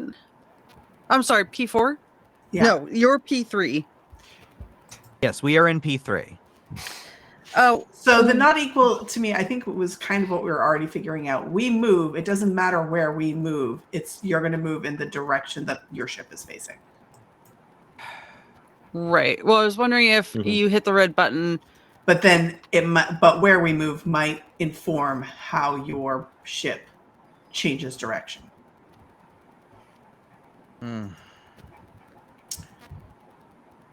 But I don't know what that means. And wow. We're killing it. Yeah. Yeah, this one is a doozy I miss daisy. the stars. I miss the constellation. You can always head back there. If you hit the red... that there is an office that you haven't checked yet. Yeah. You know what? That's true. But You with guys wanna 15 minutes abandon to this? go, Yeah. Okay. Do we want to step away real quick, check the office, see if there's a big diagram of I'm gonna All the say right answers. now. What I really want to do is just start mashing buttons. Well, okay, so if you hit the red button, does it explode where your ship is now? That's worth a test. We can do that. I push the red button. Okay, you push the red button, and first the ship moves, and then after that you hear that slow whistling sound. As let's see. Where does the ship move? We Give moved me a up second. 1, which was not the Yes. direction it was facing. Hi, little miss. Don't eat my plant. And right around here you see an explosion. Okay, so it does still explode in your lane. We moved up 1. I don't remember if we moved last time or not. I feel like we must have done, but I think we did. Yes, we had just forgotten that part. yeah. So we Okay. need to get where you're going to move and fire. I Yes. just continue shoveling popcorn into it. So you should probably check a different room. You know what? Yeah, that's fine by me. Yeah. Are you Okay. eating rat popcorn? No, it's fine. Just checking. I think it's just popcorn. I don't think it's rat popcorn. It's chat rat Um, popcorn. Okay. It is chat that's rat different. popcorn, and it is much more delicious than regular human popcorn. Agreed. But How do you do yes, it? What do you add? you head to the Arch Chancellor's library office. As we're walking, I go, "Hey guys, are we gonna die?" As we're walking, I mean, probably. I'm hearing the impending sands of doom, but the chat rats seem to be distressed that we're leaving. They seem to be shaking their heads sadly and in major disappointment. And frankly, it's a little rude. And quite judgy. But They've been also rude all evening. supportive. Like they feel like we've got this. One of them shot me. I don't know if that would say that was supportive. Well, like getting shot with support. You know the old saying. So you come. I to the had a Arch nickel for Chancellor's- every time I'd heard. Right. Hey, we do have a nickel. You got one earlier. Oh yeah. Did you need one? Yeah. Thank you. Here you go. There you go. Thanks. Yeah. So you get to the Arch Chancellor's office, where Mhm. you look around, and you can take a closer look at the shelves if you want. So let me know if anyone wants to do that. But you also notice these notes left here by the Arch Chancellor. Hi, roll 20. and I'm let's still say- I'm still on at the map in roll 20. Same. Oh yes, sorry, I haven't moved you with the other two players. There we go. A strange book has appeared in the library. Makes me more nervous than even some of the really dangerous ones. I've had the Stibbons boy hide it in my own personal collection of books. He said he kept a large key to it, right on my desk. Wait, no, a disc. The disc is the key, he said. And only what's on the disc. Which is ridiculous. There's no key here. I need to have a word with him. All right. Alright, so who wants a closer look at the shelves? I would. Also with the lens, if All right, Available? let's see. Okay, so yes, you take a closer look at the shelves over here. There you are. oh goodness. Okay, so we've got Lesser Shadow Seeds, Lessened Healer's Seed. Okay. Okay, so the dial on the desk has a bunch of letters. Which is an anagram for deathless. Yeah. And there's a bunch of books that have a lot of the same letters. Lesser Deals, The Senseless Sheds. Oh, You shit. can also move the books around if you wish. Oh my goodness, we can. The Deathless Doves. Dead Dove Do Not Eat. No, that's not one of them. The Hey, what Healer's hap- Steel. What about deathless doves? What about what else No, do we it take has a back? 2.3 Goodreads review. I can move I've read that one. all of the players here, just so they get a better look at the shelves. Okay. It amazing. So it's LSS. I don't know if this matters. Hell. Shades. I'm just spacing them out. I'm not like Yeah. Lesser shadow seeds. H. Oh, yeah, you can move 'em. DT. Nope. The sand is louder in your minds as you hear this voice saying, "You have 10 minutes." Yeah, we know. Leave us alone. Give us a break here. I Okay, have so 10 minutes. We started so strong. Remember Can that I- mirror puzzle? Can I? We got the baby one first. Can I open the Deathless Doves? You can. You open it up and you sort of look through it, and it seems to be a simple, ordinary book about the doves of Uberwald, which are known to be vampiric. All right, undead doves. Okay. mm-hmm. Um,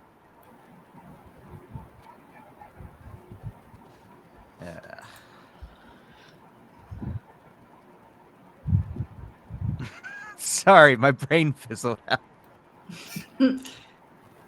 I was trying to look at like the first letter of each of the titles. That's not. Although they all have the same letters, they're not. It's not like there's an equal.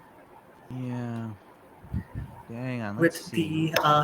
the deathless doves put aside, a group of rats swarm on it, and one rat appears to be squeaking it out aloud to the other rats who are assembled around it. Oh, they're Aw. reading it. They're doing story time. I think It's they're story time, just it's not the like, chat rats. what? They're making us look bad now. no, wait. What if I think we're doing that all on our own. No. your nickel? no. What if we pay the rats to get the rest of the pieces? Wait Oh, a that's a minute. great idea. You're Do you have a nickel? brilliant. Can I borrow that nickel? Borrow it. Yeah, I'll get it back, right? sure. Okay. I'll hand over. Great. I walk over to the rats. I'm like, hey, can somebody help us here? Yeah, One of the listen, rats guys. It's been a takes real the rough nickel night. out of your hands Yeah.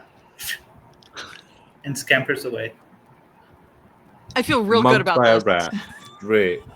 He I feel real didn't good about say this. no. He Wait did for not it. say no. Okay. Wait for it. We just wait for another 8 minutes to see if a rat comes back. It is not 8 minutes, in fact. It is another 3 before the rat does return, holding up a small little bag, handing it to you. You open it up, and inside Popcorn. are 4 pennies and a bit of dust. Oh. And a what? And a bit of dust. They Okay, shortchanged okay. us. I hand the 4 pennies over. I'll get you that last penny later. Don't worry. Yeah, don't. It's part. And then I shake the dust over the books. The books are ever so slightly dirtier. Oh man, now the Perfect. librarian's gonna be mad at us. Oh. What did they spend that on? Dust. It's right there. I'm gonna They bought just. dust? I'm just gonna like poof a little dust off of one of the books. This is pure, like, aesthetically pleasing book dust. You know the street value of this stuff? Right. Yeah, get that smell. Get that good book smell.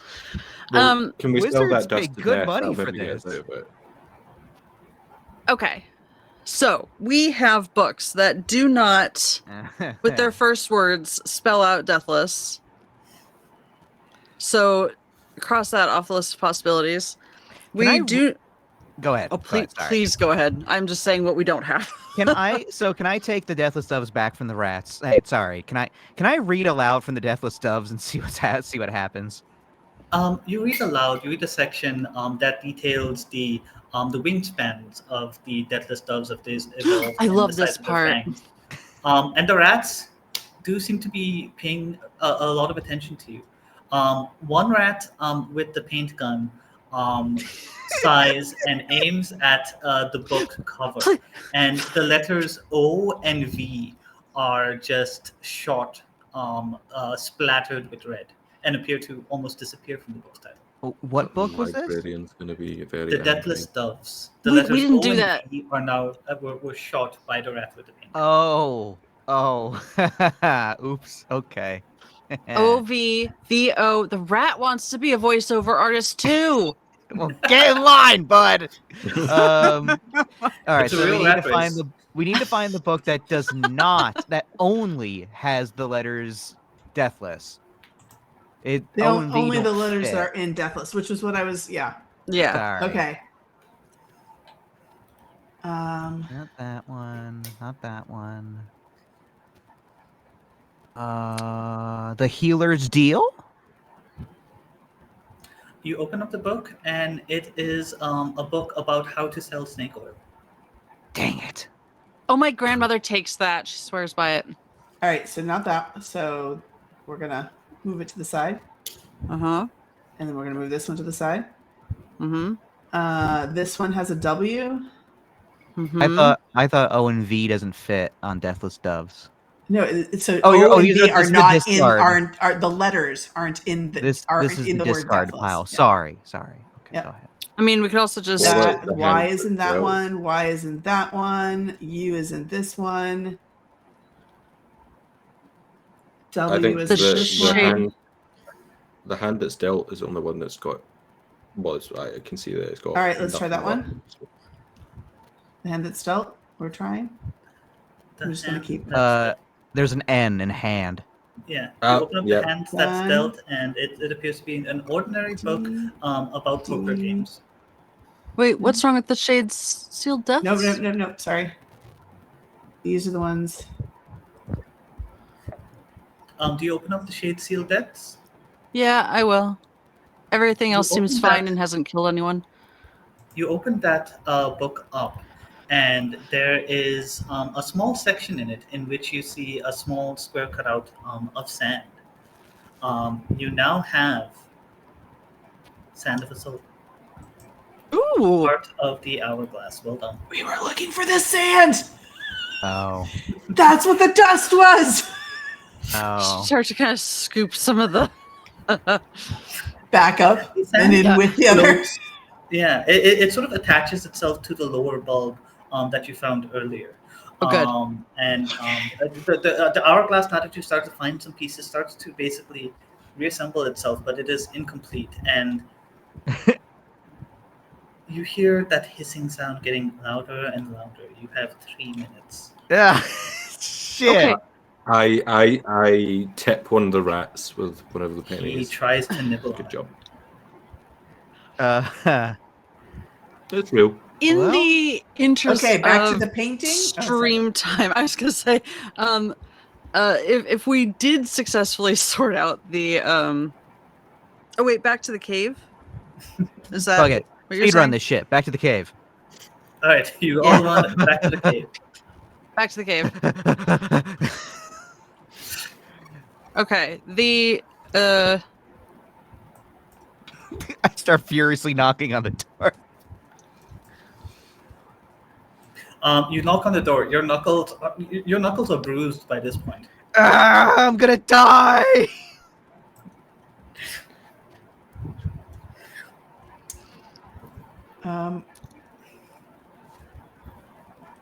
Wasn't there something about the disc? The sun. Why did I think we solved... Oh, the sun. So there was that note we got from the. Is this what we think planetarium. is a sun? It looks like a sun to It me. looks It's a like yellow it. thing in the sky. I lick the sun. You lick it? It's surprisingly It's geology. Yeah. Yes, it is. And I already tried pulling it off the wall. It's not. It's a painting. wait, It's not an hold on. object. The second you lick the sun, Oh you no. feel a tingle right at the tip of your tongue, Oh, this is it. I'm dying. He's come for me. Death's come for me. and death does appear before you all, standing there serenely in the room, and he says, "Your time is up, and I believe the hourglass is unfinished. The soul has not been reassembled." Now, Looks were like you you really all- invested in the sun, in the soul? Was it? Yeah, and also, I'll have you know, we got a pretty good Watchmen's Union, so listen, take it up with a friggin' leadership, okay? He looks at you all grimly and pronounces judgment. No tip. And saying so, Ah! he disappears, fading out of your viewpoint, although you all know never too far away, not when you're members of the Night Watch. You are unable to help him in time, and the soul remains scattered throughout the unseen library. Um, but you did your best, and you have avoided a death that was not truly destined to come for you this day. But you have let him Well, down, and he is We very were disappointed. 2/3 of the way there. I, so, however, am not. All You right. guys, frankly, did really great in the time constraints. hang I'm on, really proud of us. last thing. I turned to, in the universe, I turned to all my fellow watchmen and go, so, drinks at the bucket? Yeah. Drinks at the bucket. I Drinks think in the All bucket. right, drinks at the bucket, and we Wait, let me go Thanks. out just, into the I'm night. gonna check out this and then I'll meet you there. The librarian Anybody seen signs it the out. librarian? Yeah. You see him at the front desk. He signs the book out. You head over to the mended drum, to the mended bucket, and you see. And when you get there, you notice that a small party of rats has already begun the night without you, all drinking out of huge, tiny little chat rat bugs. I have been Arman Babu, your narrator and games master for this evening. The incredible assets you saw here were all created by Ari. And players, if you'd like to give yourselves a bit of an outro before we move on to our next event. We'll start with you, Julie. Great. Thank you, everybody. I'm Julie from Van Ryder Games. So Van Ryder, RYDER Games. You can find us on all the regular social medias. And thank you for joining us. Zane. Thanks for watching, everyone. This has been Zane Schacht, voice actor and expert puzzle solver. You can follow me at Voices by Zane on Twitter, and where I post funny voice posts and voice casting and voice acting announcements. Okay. Sam. Hello, I'm Sam. You can find me across social media, mainly Twitter and TikTok at Sam Size.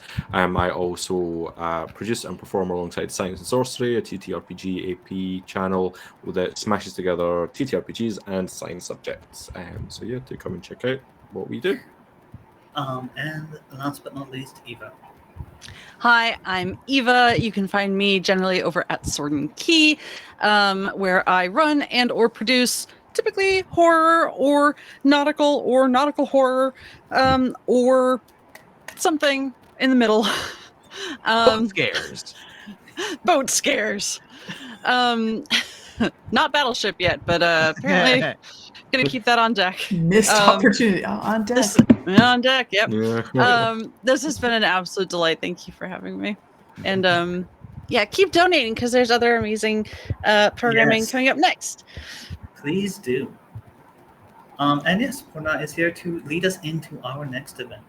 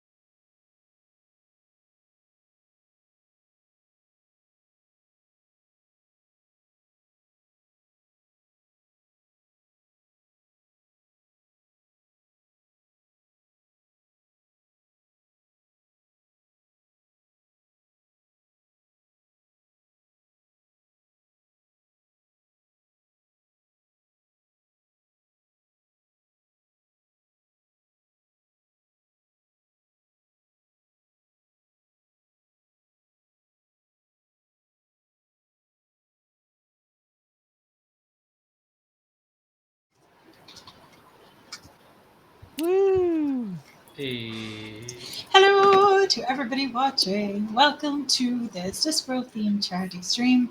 I am Puna M. My pronouns are she, her, and I will ask everybody to introduce themselves, but I also just want to say hi to Alzheimer's Research UK, who has just joined the chat. Hi! Raising some money for ya, hopefully.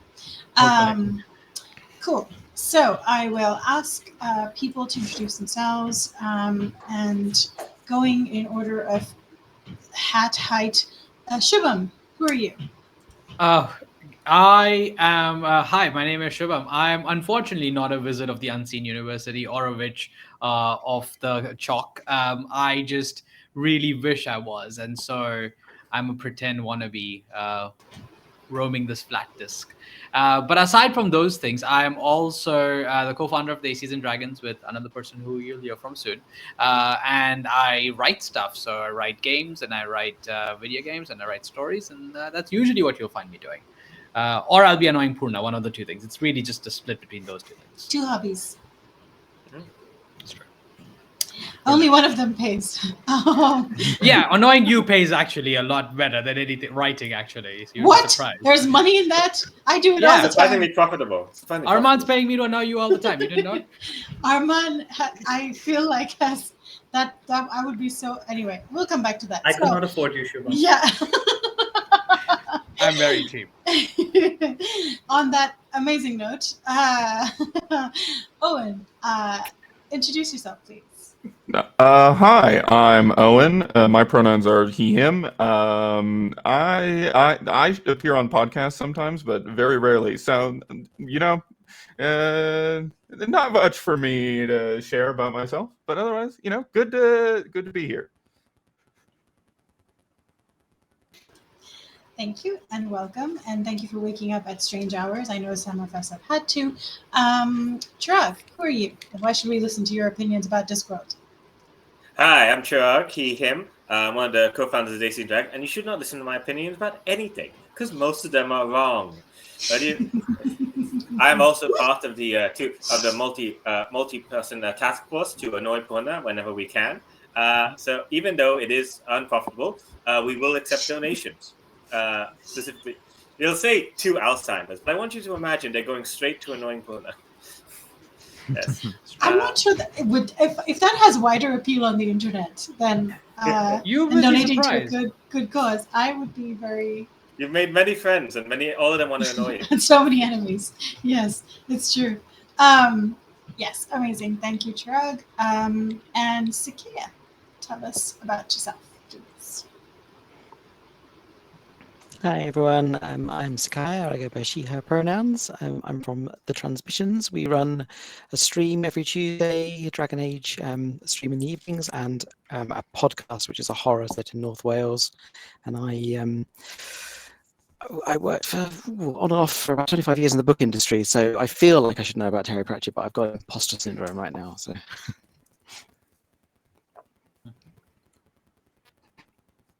Right, so I will rejoin my captions in a second.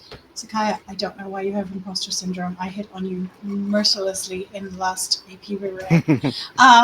Because just always. Speaking of hitting on you mercilessly, Arman, tell us who the hell you are.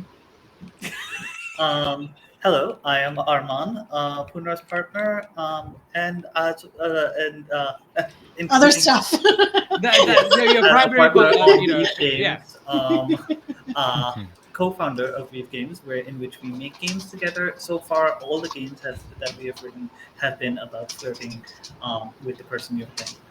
I also write other games. I run games sometimes, and when I'm not doing that, I critique games, but movies, TV shows, and sometimes books. So writing, critiquing, playing games, I'm here for all of it. Thank you, Arman. Lovely to meet you and stuff. And I don't know where I was going with that. Julie, tell us about yourself. Wait, sorry, hold on. Sorry, you just met, huh? Did you just start just nice met. to meet you? Yeah. Armand? Wow. Sorry, that requires special Amazing. mention. I should note that she is saying this while I'm in her kitchen. It's true. That's hilarious. Fantastic. Well, here's a snack, so fair enough. Hey. Thank you, Chirag. Now Armando owes me chocolate. Okay. Hi, I'm Julie. I work at Van Ryder Games. We make primarily horror themed games. And our most recent game, The Revenant Society, is an RPG about solving the mystery of your own death as a revenant or undead being. So, thematically we do some weird stuff, but also it's how I met Porna through Bajana Chen, who did the design for it. And I don't know, 30 seconds in, we were best friends forever. And part of that was because we figured out our love of Terry Pratchett, which is why we're all here today.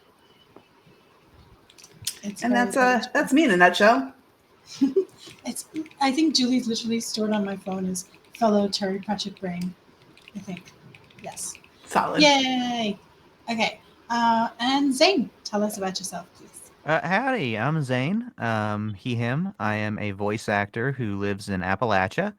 My connection to Terry Pratchett is pretty much I make posts on Twitter that occasionally get way more viral than I hope they would about Terry Pratchett. But I'm a huge fan of the series. I've been reading it since high school, and I reread books all the time. It's just fantastic. And yeah, that's pretty much it. Thank you, Zane. Okay, so I know that all of us this will go off the rails very quickly, but I would like to start off this chat by just doing a time check. Is everybody, because we did start a little late, is everybody all right to chat about books and cool stuff for about 45 minutes before we do Joyful Shenanigans? Amazing. Should be good. Cool. Great. I believe I alluded to my half-hour meeting with you taking 4 hours, so time constraints never a factor. Time is a myth. Time is a tube. So, I want to know if anybody here, by any coincidence, has any strong opinions on which Terry Pratchett book you would recommend to a neophyte to read first. What would you say they should start with? This is how we met, actually. I know. I have I believe very strongly it's Guards. You should start with Guards. 100%. Interesting. Yeah. So, would you like to back that up? Yes, I would love to elaborate on why I hold that position. It is. I feel like Guards is the first book where Pratchett really kind of falls into his stride regarding his writing style and his world building. Now, I'm not saying that the books before Guards are bad in any way. It's just that he's still ironing out a lot of little details. Like you have the weird patrician, you have the weird veterinary in the first book. You have Mean Death in the first book, who like actively maliciously wants to kill people. But the Guards is really good because it's like he's kind of falling into the rhythm, and also it is the beginning of the Watch series, which is kind of where the setting gets its most development, I want to say, or at least like that's kind of where its tone sort of builds, where it introduces a lot more big concepts. So that's why I say Guards. Start with that one.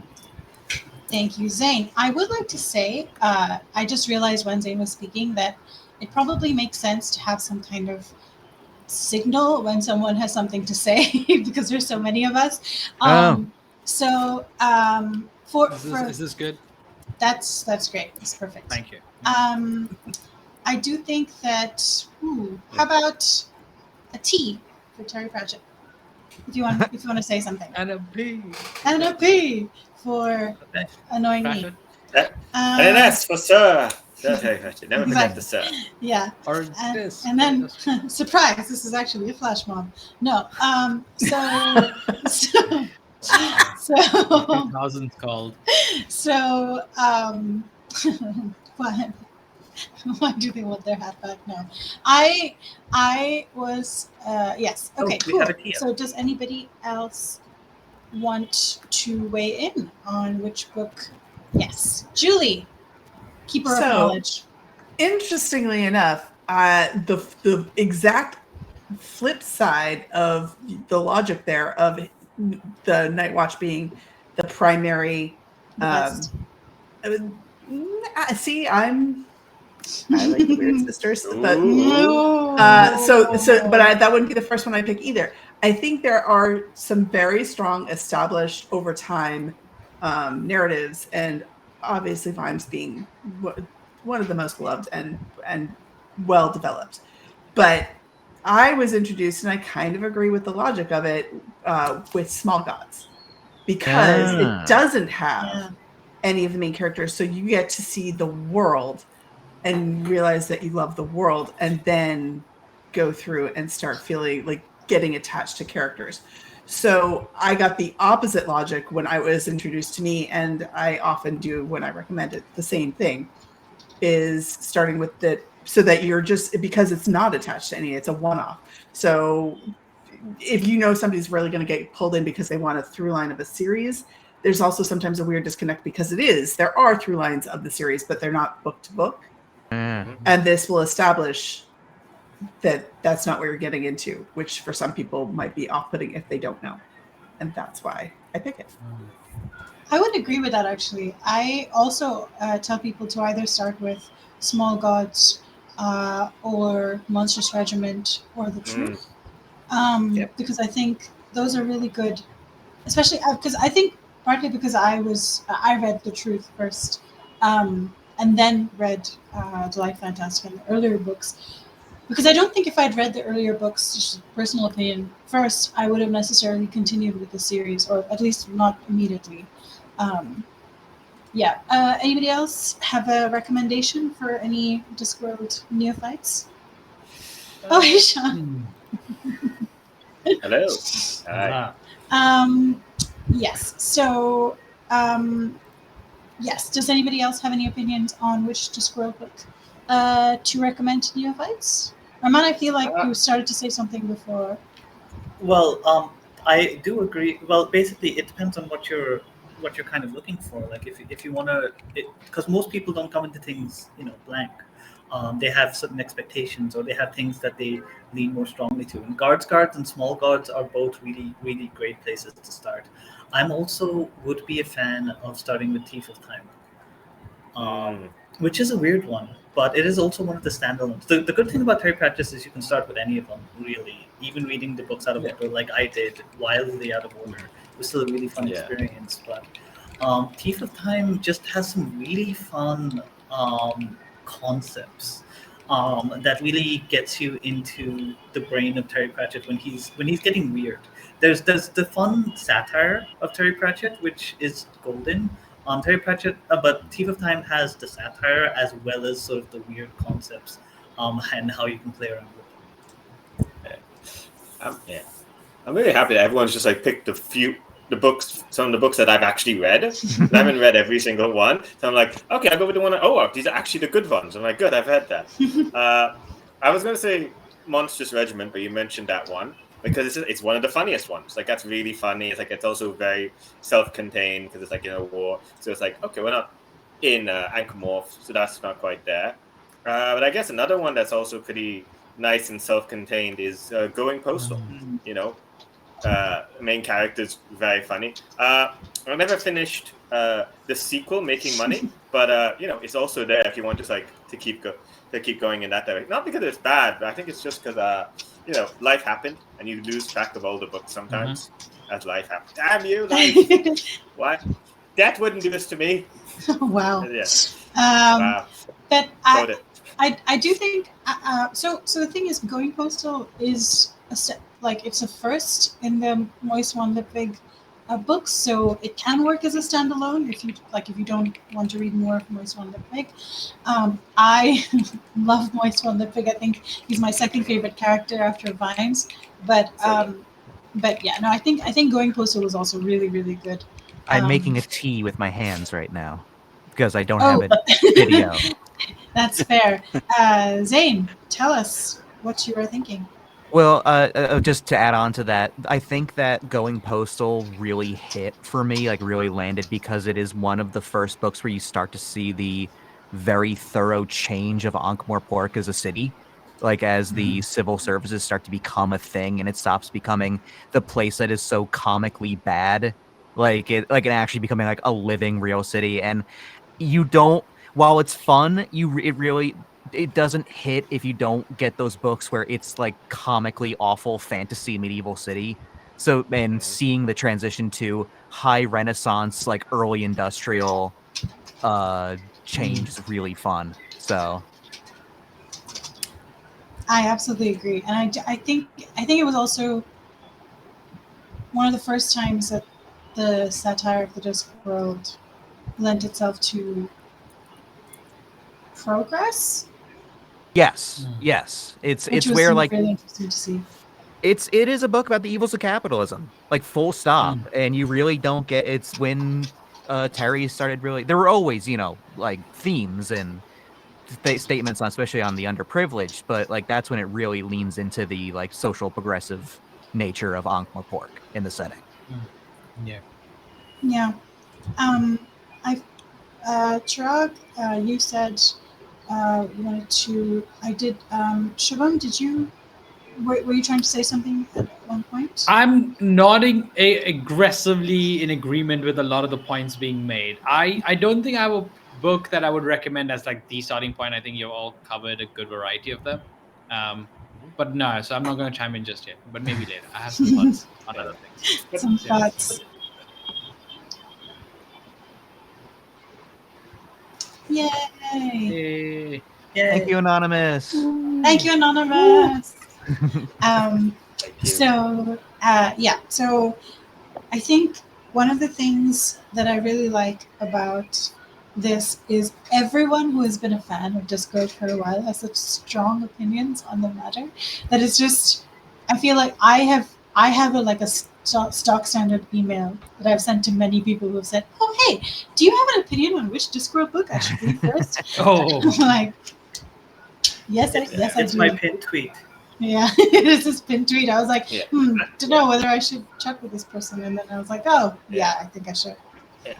I've got like a controversial take, which is basically like the way Terry Pratchett writes his book. It almost feels like you could just grab any of them that you just find on a shelf, just like their dog ears, and you could just like start there, and it would be like just as good a start as any. Because none of them, like I've never felt like, oh, I wish I don't know what the fuck's going on. They explain it fairly decently. Like if you come in late and like, oh, so that's what's been happening with Vimes since the last time. Last time I heard he was just like a guy walking around. Now they're calling him a lord. What did I miss? But you don't need it to keep going with the story, and it just makes they're good books. They're good self-contained books. You can enjoy most of them. Yes, some of them are like series, and some of them are like checking with an old friend. But I feel like if you just see a book with just Terry Pratchett in the name, grab it, you'll have a good time. It's also fun because the way Pratchett writes, he really, when he does have to make a mention of a previous event, the way that he writes makes it very clear to the audience, like, I am referencing another book right now. Like a character will be like, yes, with all that nonsense with the dungeon dimensions, like that difficulty we had with the sorcerer, like it's very much like. And he does it without what a lot of books do, especially series books where they summarize, and it's very almost pandering. Yeah. But it's not the Dark Tower where that one character just straight up recaps the plot of Salem's Lot for the entire middle of the book. It's like, oh my God. Correct. Sorry. I know we're not talking about Stephen King in this stream, but I always bring that up. He cuts right to the emotional impact of what you need to know. Yes. Like he'll make another mention, but it won't just be here's the backstory you need to know. It's here's why this reference is going through a person's mind now, and here's why it matters. And now we can move on to what we were saying. Right. Yeah, I think with that in mind, there's another way to look at this. The question is, if you know the person you're recommending the book to, then your answer could be completely different. Because the fantastic thing about Terry Pratchett is he's written obviously such a huge volume of work. He tackles so many different social issues that there might be there's a different book for every different person as long as you know them well. So I think some of the choices that have been shouted out there are great for people that you don't know, so to like start with this one. All right. But there are, you got a real feminist friend, his equal rights, there's whatever it may be. Is Sakaya's audio spotty for anyone else or just me? Yeah, I thought that was just me, so I was about to write in chat because it's like, oh, maybe it's just me. I refreshed because of that. Sakaya, do you mind refreshing the page, please? Sorry. No. Mm-hmm. I had a very awkward. So everyone looked very serious right now. So I was like, okay, I'm clearly the only one who can't hear the audio. I was like, so want to I'm know. just gonna. Yeah, and I had a similar thing yesterday where I arrived at an elevator at the same time as someone else, and they just had a look that said that they were going to the same event as me. So I was like, instead of asking, "Are you going to this event?" I was like, "Hi, how are you?" Instead of like, "I don't know this person. I've never met them." And they're like, I could see the panic on their face as they like try to figure out if they know me. And they're like, "I'm good. How are you?" And I'm like, "Yeah, all right. How's work going?" And they're like, "Yeah, it's going well." And we did land up going to the same event, and later on actually introduced ourselves. Nice. But that's really rolled with that one. Anyway, so okay, sorry, you were saying, please. Sakai, can we do an audio check? Tell us what you were saying before. It's a bit better. It's better. It's a little rough. But it's oh, go on. Oh, how about this? How about you tell us about I feel like you were at a panel where Terry Pratchett was speaking one of the last times that he did panels. Tell us about that, and let's see if the audio works. Everybody's super motivated. Actually, very think if I press Fancy Con in 2013, and you can Hill, just check if Patton on him. But it's one of those where I don't know, this great mind, this say one thing, and he was there. He had, and it was like he was engaged. He wanted to. Yeah. Very sad. Yeah. I think that is an excellent point to remind folks who are watching or might be watching this later that Alzheimer's Research UK is the place where your donations are going if you donate as a result of this charity stream. The Tiltify link will be up all weekend, so please do check it out. Every bit matters, and as you might have known already, 2 out of 3 people in the UK are affected directly by Alzheimer's in India. It is also similar numbers by now. In 2010, it was 3.7 million people, and they thought it was going to take till 2030 to double it. It actually took it happened 10 years earlier than they thought it would. So it is a humongous problem worldwide, and every bit of research brings us that much closer to bringing a good solution about for people who have Alzheimer's or care for someone who does. But to bring it back to Discworld, and I'm sorry, Sakaya, for randomly bringing up something that was apparently quite sad. I'm sorry, but to bring it back around, what is your favorite Discworld character, and why is it Wimes? As it is not Vimes. It is not. There's so many good choices. Why limit it to just Vimes? This is literally the question you suggested to me for the book chat. You were like, why don't you ask people? Yes, I feel like there might be some opinions here. I Maybe. temporarily forgot that the T was for Terry Pratchett. And I was like, do several people want to fight me? I'm going to say Yes. Yes. Fighting words. That's what you get. I am also teeing right now. Zane is teeing. Okay, Julie. You're T-posing off screen? I am T-posing.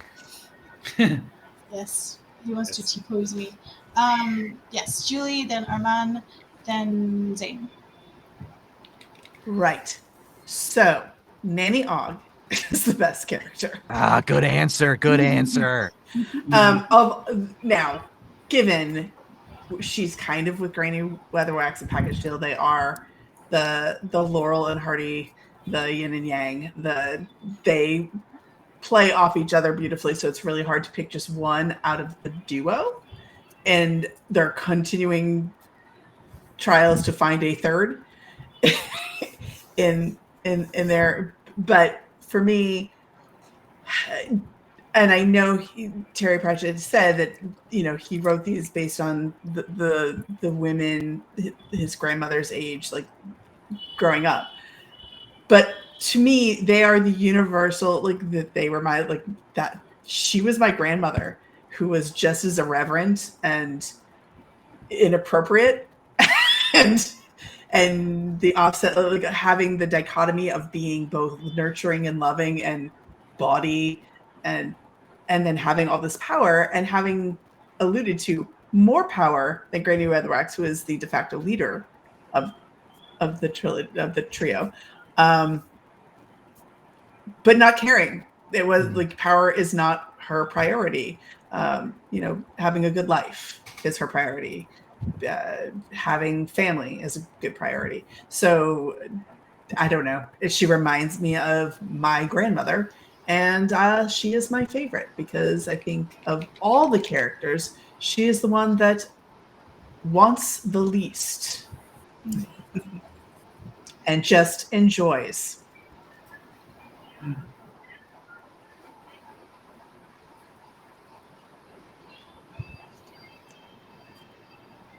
Yeah. Thank you for the donation. Thank you for the donation. Yes, that is a very fair point. I think even for Terry Pratchett, I feel like I've read somewhere that he said that he could not decide between Wimes and Granny Weatherwax who he liked best because they were basically the same character in his head. And also he identified strongly with them. And I think Nanny Og appeals to me less simply because I feel like she's very brave. And I do not identify with such bravery. Arman, what is your opinion? Who's your favorite character? So I don't think I'm in the minority on this, but my favorite character is Death. Why would you be a minority? Sorry. Yeah, I said I don't think I am. Yes. Okay, yeah, that's more reasonable. Yes, I know he's a popular character, but he's in the long line of characters that I enjoy, who are sort of slightly outside of humanity, looking in, trying to figure them out. So I've got characters like Death, the Martian Manhunter, the Vision. All of these characters are characters I have great love for. And of all of these characters, Death is the best written. And yeah, I read Hogfather every Christmas. That is just so much fun to keep reading through. And yeah, Reaper Man was a delight. Everything, and the fun part about that is that even when he's not starring as a character, he gets so many appearances everywhere else. Unlike, the other characters get brief cameos at best, and other characters we keep seeing Death coming in again and again. And as someone who enjoys him so much, that's just extra treat for me. Yeah. I think there's only 2 books he didn't appear. Yeah, he's yeah, I want to say 2. He's in a lot of them. He has a cameo in a lot of them. Yeah, and he cares so much. Even in the earlier books, he doesn't care in quite the same way as he does as you see him in Reaper Man, but he is very excited about his job, and it's nice to see a death that sort of cares about what they do and puts the work in. I feel like the death and the librarian would get along if they hung out more, and I maybe love someday they shall. I love that your one of the main reasons you gave for liking death is job satisfaction. You're like, that is something If to anyone aspire can to. relate. I was going to say, all of us, something we all wish we have. Yeah. Yes. You love to see someone who loves their job. You know, it just brings you up inside. Yeah, it's like it's possible You know what? If you love what you do, you never work it. You never for work a day in anybody's your life. life. Infinity, yeah. Yeah. He works the last day in everyone's life. It's true. That's a powerful. Mm. Yeah. I have a thought Absolutely. on my favorite character. Is that's the favorite character? Is what we are on about? Not the best character, right? Because that would be. Yeah. I believe Oh. we had Zane next, though. Oh, sorry. Please go. Say. It's Rincewind. I adore Rincewind. Because more than anything in my media taste, I love a coward. I love cowardly characters so much. They are so important to me. Well written cowards give me life. I love Caiaphas Cain. I love Blackadder. Like, especially cowards who are smarter than everyone around them just a little bit and kind of know it. Like, I think it's really fun. Or not even that, because Rincewind does have his own problems, but like I love how as the narrative continues with Rincewind's story, he starts to almost like weaponize it and accept it. Like there's those great moments in The Last Hero where he's just straight up like, I don't choose to go, but I'm going, but I'm not choosing this. And it's like, why are you saying that? Because I know if I say I'm not going on this trip, I'm going to hide in a crate or something. It's going to get loaded onto this ship. I've done this before. I am a protagonist of Terry Pratchett's book. Like, it's so funny that he just straight up becomes like fully self-aware of his own narrative causality, and he's just blisteringly funny too. His love of potatoes, his invention of the flip-flop, his his weird deconstructions of nationalism in They're very important contributions to humanity. And even though his challenges in spelling, highly identifiable.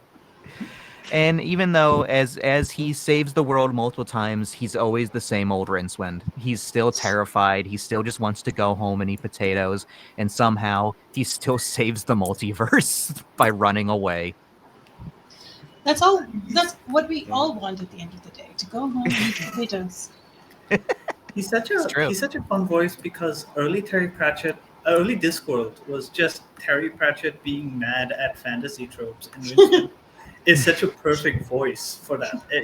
Fantasy stuff happens logically. You should be running away in the opposite direction as fast as you can and mad at whatever forces keep dragging you back into the story. Rincewind really feels like someone where the gods quite literally will pick him up and throw him back into trouble no matter what he does. It's great. I knew you were trouble when I walked in. But like any good coward character, there are those moments where Rincewind locks in and goes into overdrive, like when he puts a brick in his sock in Sorcerer and starts fighting Cthulhu monsters with a piece of brick in a sock. Because he's a city boy. He's scrappy. When the chips are down, he does what he's got to do, and I respect that. Yeah, that's very true. Very true. Shubham and then Owen. I want to know who your favorite. Ooh, all the peeps. Shubham, Owen, and then Chirag. So from my limited, here's the thing. I had a long, slow introduction to Terry Pratchett. I went into a bookstore at the young, ripe age of 14, 15, and I was like, give me some fantasy books.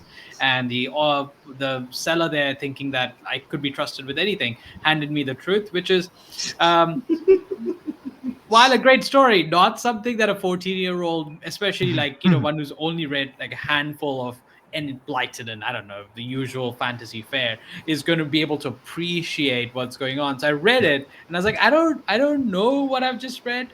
And so I didn't really pick up Terry Pratchett for a long time. But then I would keep seeing it on everyone's bookshelves. And so I was like, okay, I'm going to pick it up again. And this time I started with We Free Men.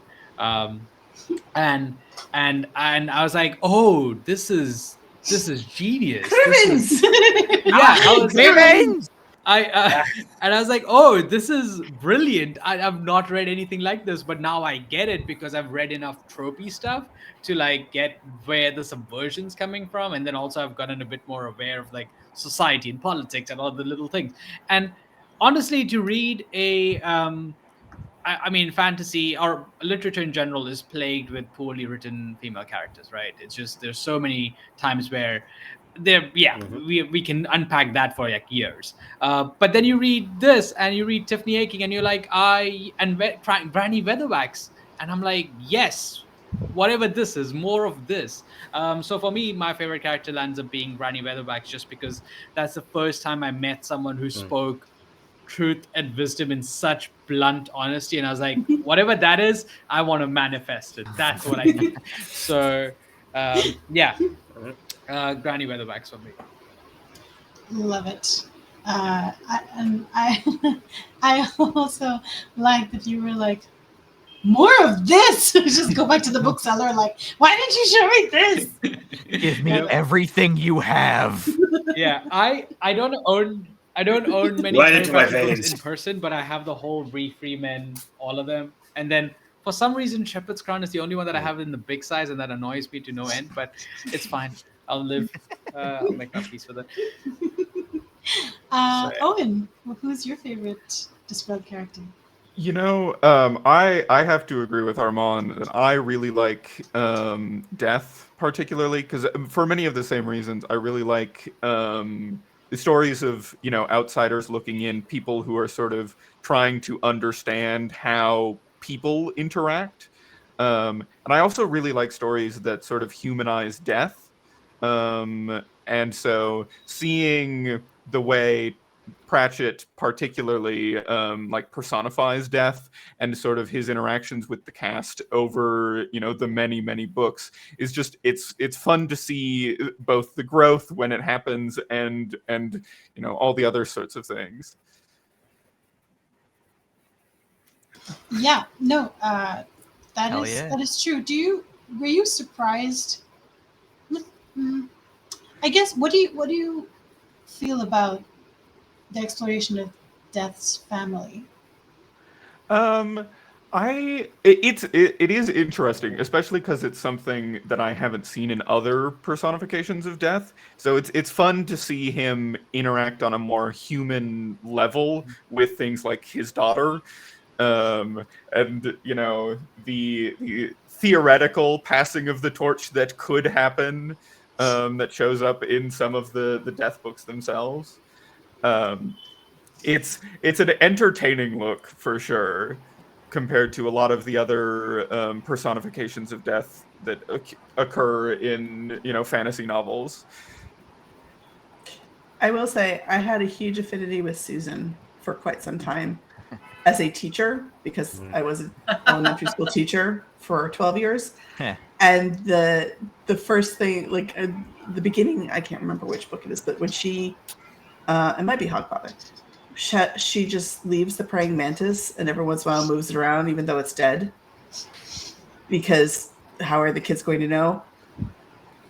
Resonated deeply with me as someone who had to care for the classroom pets, and really I was like, that's a genius idea and I should probably just do that.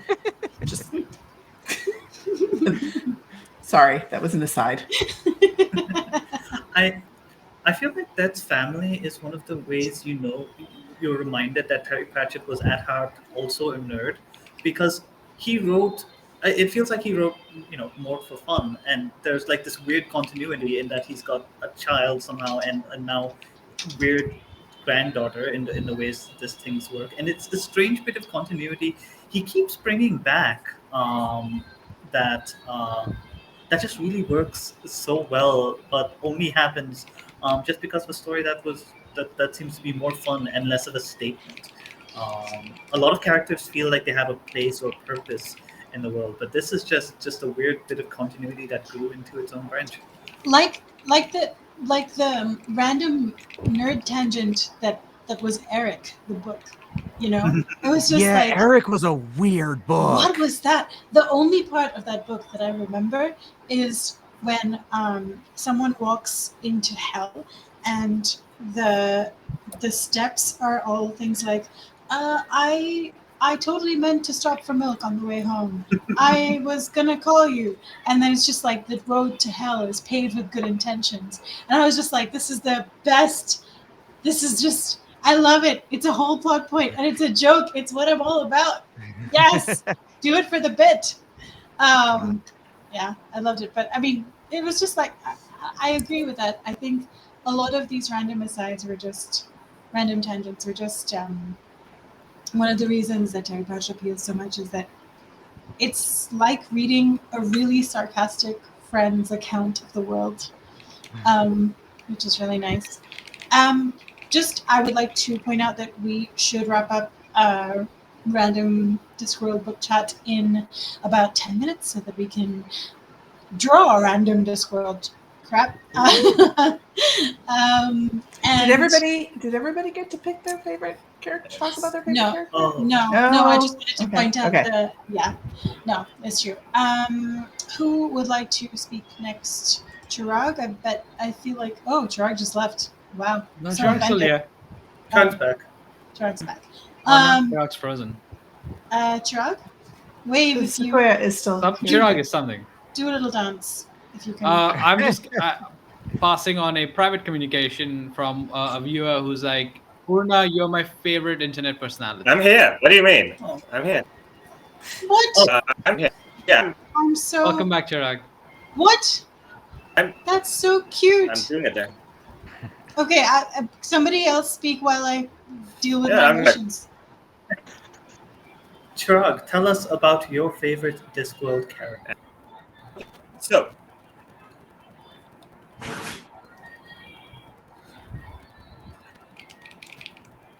I feel. Oh boy, I think we're losing Chirag. He's in rough shape. Chirag's struggling. Chirag. The clacks are working overtime. Yeah, I feel like Comic-Con is calling your name. He has a very controversial opinion, and the internet. Yeah, the internet is like, no. No, none for you. Don't say it. Who else hasn't had a chance to talk about their character while we wait for Chirag to reset? Sakai, have you had a chance to say stuff? Yep. Yes. Go for it. Yeah. Well, firstly, Chirag, you're like an interrupting ghost at this point. Yeah, Chirag, we can't hear you, but somebody else is speaking. Somebody else is speaking. There you go. Yes. Give us give us a second. Sakai, go on, please. I think, well, for me, somebody who been said, like Prince Wind's death, Pratchett always evolves. Like through my life, I've always got changed to.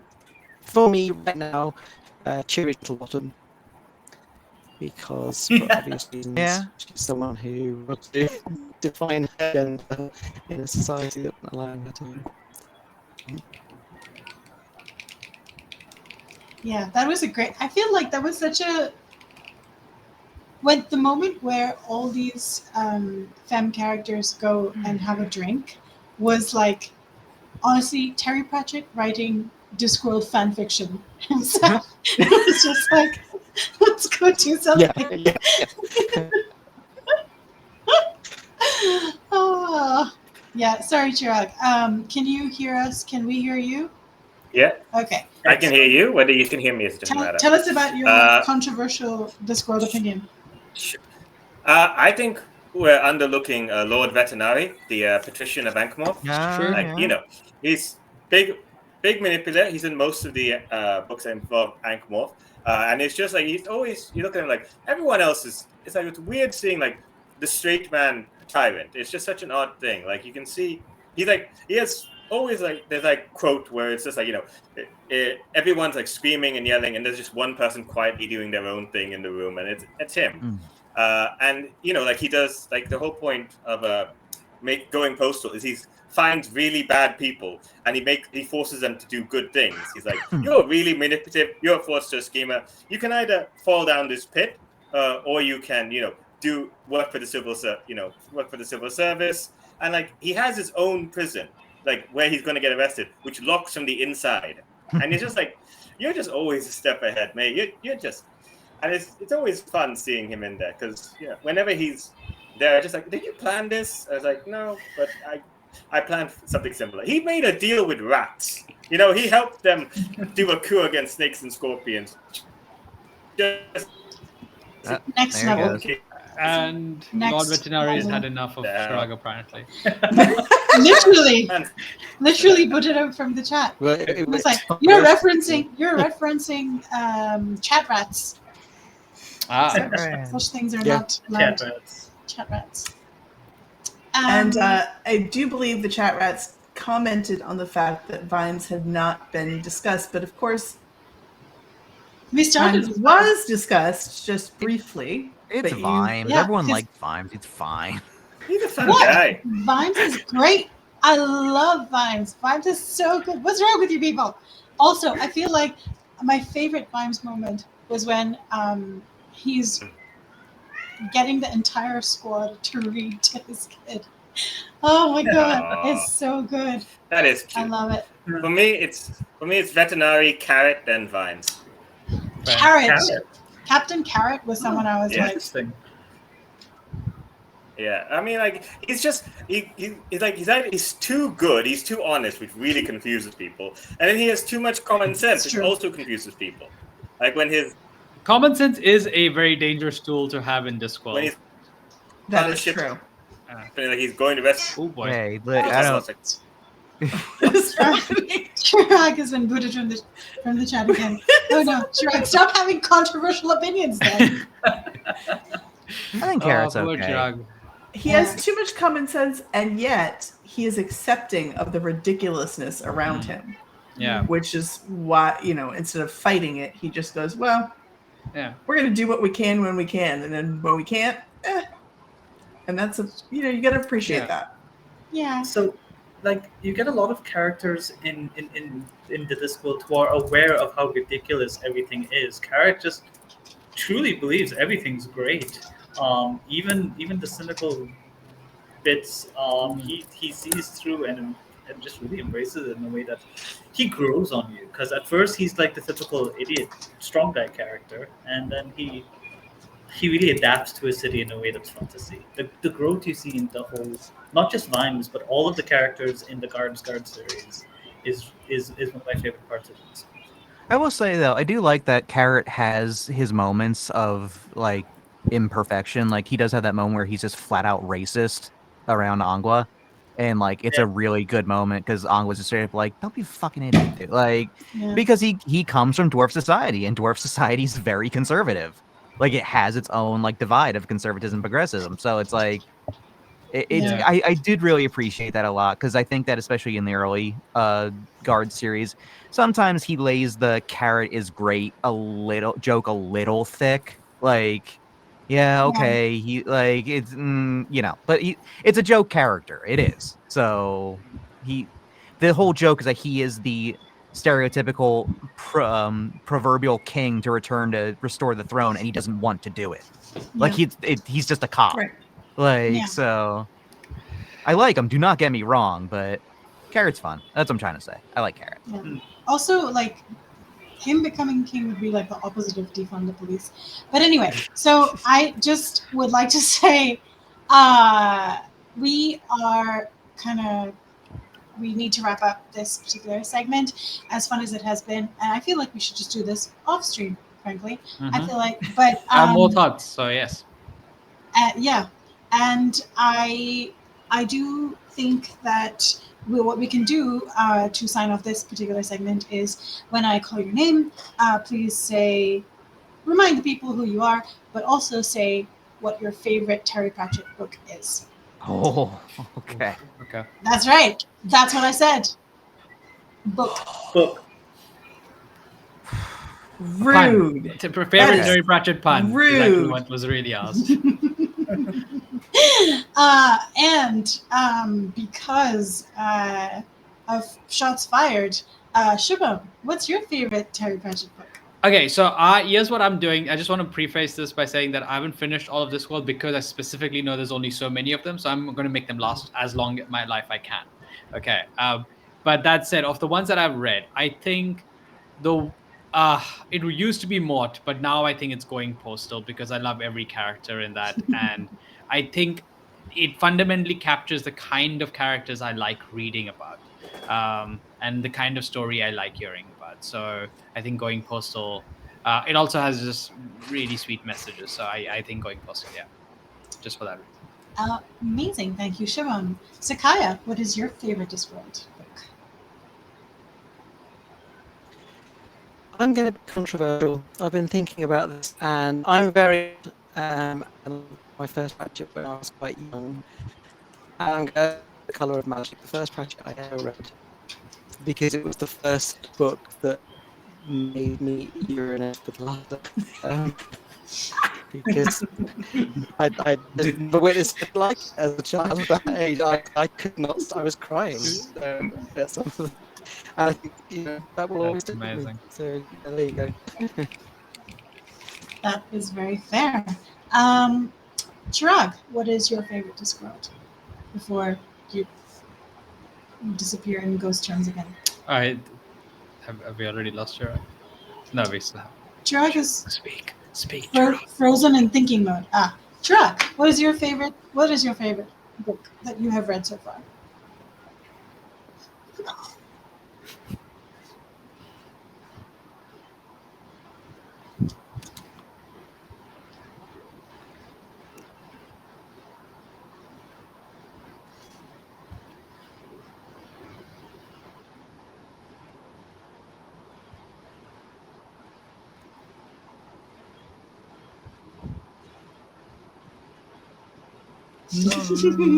No. It's actually getting darker where he is. Owen, what is your first? What is your favorite Discworld book? On the topic of favorite character, I do have to say I think my favorite. I will say also that I am limited in how many of the books I have read. I do think my favorite right now is Mort, though I do have to give an honorable mention to Weird Sisters because I did really like that one as well. Fair. Arman, what is your favorite? So yes, this is always a difficult question, but I think I will always return home to Hogfather. Starring that, also very Christmas centric. I'm a sucker for Christmas stuff, and it's got everything and broad sweeping statements about humanity. It's the perfect small god sequel. And it's I think the first time we hear of Narrativium, Ooh, that's true. which I also really loved. Zane, what is your favorite Terry Pratchett book? Night Watch, full stop. Love me some friggin' anti-monarchy sentiment. Love me some friggin' urban warfare. Love watching Vetinardi literally scare a king to death. Love time stuff. Love. It's a great vibes book. It's a great watch book. It's a good book. Dagnabbit. It is, in fact, a good book. Julie. Hi, I'm Julie, Van Ryder Games. I thanks everybody who's been watching, who's been donating, especially Arcane Wonders for their large donation. And I am not going to pick You Can't Make Me. You know what? I love them all. You are brave and you have chosen well. You are the chosen one, Julie. We're coming up with the right answer. No. So I just feel also like it was kind of mean to ask a bunch of people among whom at least 3, if not more, are certified neurodivergent, to pick one favorite Terry Pratchett book. I'm sorry about that. In hindsight, that was wrong. But I, but so my favorite has also long been Night Watch. I love that book so very much. Um, as a standalone that I recommend to people, I recommend Monsters Regiment first, but my heart will always belong to Night Watch. If you are just joining, we are about to play some Drawful, which, if you haven't heard of it, is a Jackbox game. It is super fun. It makes no sense. We're going to make no sense playing it. It's going to be great. And if you are curious as to what the hell we're talking about, we are raising money for Alzheimer's Research UK, an important cause and an important way to honor an important man, late Sir Terry Pratchett. We are going to. Wow, that was like a whole moment. We are going to take a brief break and be back with Drawful. Stick around and donate some money. Anything you can spare would be great. Thank you for sticking around. Thank you for watching.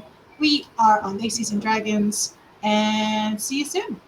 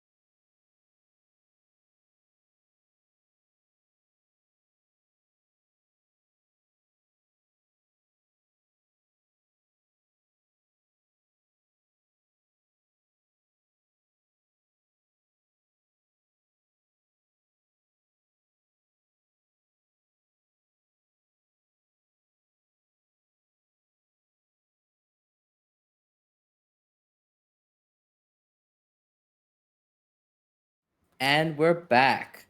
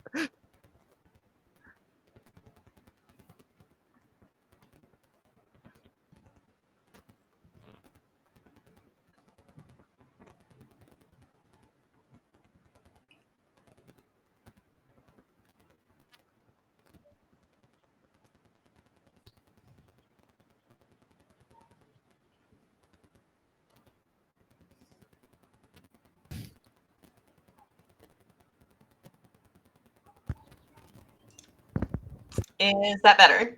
Yes. Yes. Okay. I've never had two windows up before, so it's a lot. I'm Ana Maria.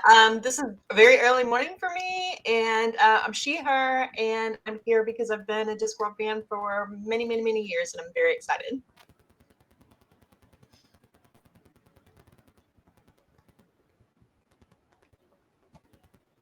Oh, hi, I'm Sean. My pronouns are he, him. And I'm here because I'm that guy who basically has been told by like 100 people that he would love this world. And so now I have like 15 books with me, which I haven't started reading. And this is what I'm using as my diving board. You can do it. We believe in you.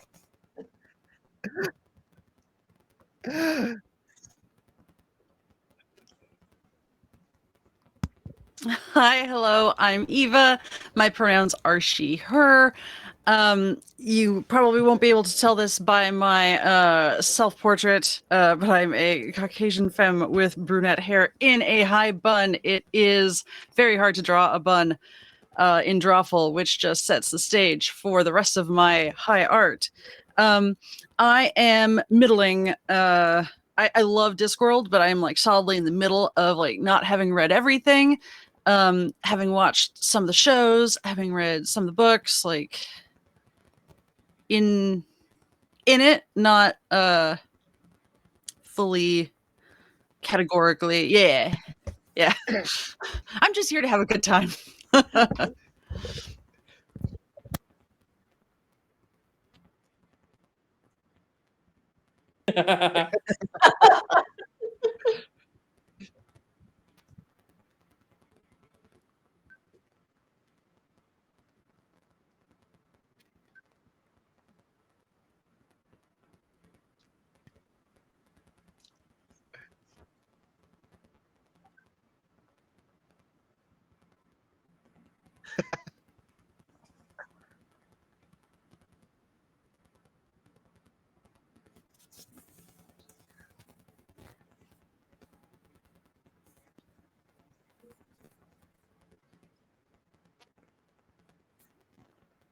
That is unfortunate. I will make sure that that's not the case. Let me go and figure out what happened there.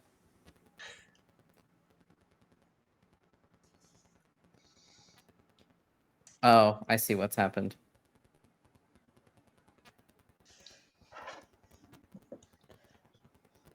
I see what's happened.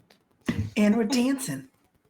Pay no attention I'm to the so technical sorry. difficulties. Please pay no attention to this. Your boy is doing things, things and stuff. Do not perceive me. No, but they can see Val saying things. And which Marie, is I great. just wanted to let you know that I was putting away all my books because just moved, and I have a coloring book section where my shelfie is now. So I have a Discworld coloring book. I have the My Shelfie coloring book. I have a Doctor Who one. That's and I have a fantastic. horror I themed love one. that. And I feel like that's it. That encapsulates my collection of coloring books. I'm good. That's all you need. That's really all I And need. that should fix everybody. My apologies. I Hello, forgot to hello. add you into the audio. That was my Test bad. 1 2 3. Test 1 2 3. It's hello. me, Zane Chat. Hooray! Hello. Can you tell it's Words. nearly midnight for me? Chat rats, can you hear me? Chat rats, can you tell? They can. Okay. Anyway, I I was really saying wish I'm I a voice could re- actor. I love really he, wish I him. could reel you right now, Purna. I will go back to the stream and make some reels. Amazing. Okay, people can hear us. People can see us. Amazing. Zane, so, one yes, more Zane. time. Zane, voice actor, Appalachia, Zane, he, tell us him. who you I love are. Discworld. Ring a ding ding. Bada bing. Let's go. Crushed it. Nice. That was What part of succinct. Appalachia, though? That was succinct. That was beautiful. Southwest Virginia. Oh, okay. Yeah. Southwest Virginia. Yeah, I don't want to, dox myself, but Oh, God, no. yeah, I'm in Southwest Virginia. I What else are we here also for? for a while lived in Southwest Virginia. So offline, we'll chat. All right, right on, right on. I just saw that Zane, you have been upgraded to Zane point two. Yes. Well done. The next level. The next. Yes, Julie, tell us about you, please. Oh, hi. I'm Julie. She, her. I don't know. I mean, I have to introduce. I've done this several times now. So I work for Van Ryder Games. I met Porna about a year ago. I know Anna Maria from conventions. We do gaming stuff, and I specifically have published, developed, designed, written for a variety of games, most of them horror themed. Terry Pratchett has been a longstanding love affair in my ongoing one with books, and I'm really loopy at this point in the day. So that's me. Who else is there? Porna, is it back to you? It might be. It might just be. Hello, folks. If you are watching and you had no idea who I am, you might think I'm a celebrity. I am not. I am a rando, but I have been given space on Daisies and Dragons channel for good reasons. We are raising money for Alzheimer's Research UK, which is an important cause, and I know it's vying for attention among a lot of important causes at the moment. But please give what you can, and if resources are low, spoons are low, please do retweet the fact that our stream is happening, or our Tiltify link, because that will be live for the rest of the weekend. It is super important to many of us, and I know it is super important to many of you. With that said, With that, I'm happy to let folks know. Also, folks, you can hear me now. Hi. We have. Val is here. I am here. Just want to let folks know that Zenobia has donated £10 to the cause, and Kat has also donated £25 to the cause. We're very close to hitting our next Thank goal. Thank Our you. next goal is at £200. We're currently at 180. For whomever donates the next £20, I will continue the rest of the stream purely in ASMR whispering voice. So if that seems tempting to you, please Love it. go ahead and Please. donate. Please. Please. Love it. Please. So it says to me on my screen that we're waiting for all players to join. Is that what it says for everybody? It That's does say what I that. see. Yes. Yep. Okay. Yeah, if I think. Does Armand have to join?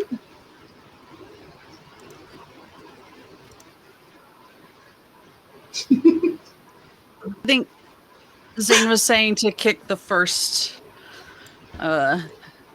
Zane Prime. Same Oh, time. it's that timeline. I see. Okay.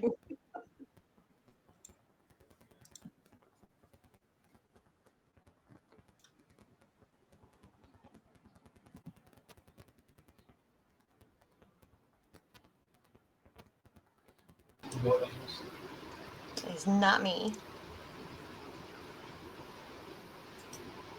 This might be a weird place that is happening because I did not join, despite this being posted.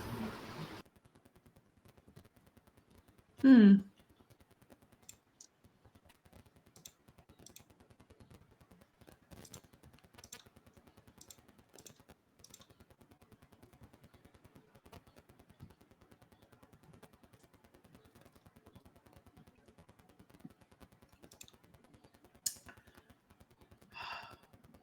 So Anna Maria, you weren't in on the last one, and there was a very large debate. Were you listening? I'm not sure if you were on watching or not, or if you were sleeping, because that's probably what you were doing. Of a favorite Discworld character. While we're waiting, Ooh, that's a tough one. yeah. I think it's. I think I am Nanny. I think I'd like to be Granny. No. This is why we're friends. Now, I think Granny is just like Granny and Sam are by far like I love them so much. But if there was like one person in the room who's gonna dance on a table and sing a naughty song, it's me. It's my brand. It's fine. And maybe share that in chat. Cool. Discord. Go into the Discord.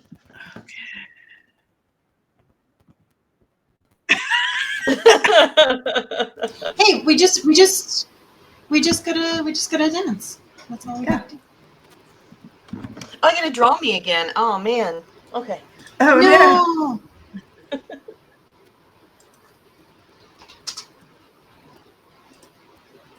Wait, where is the code? In Discord. Discord. Oh, okay. Which is like the disco, Ninja. but not. Is it on the Vita Ninja? It is not. Okay. Let's go. This is Okay. this is something special. Oh, it's gotten better than the last time. Mine is not. I'm so sad because No, I had drawn a picture of myself, and instead of drawing legs, I had written the word legs, and now it's lost. Amazing. For all time. Yay!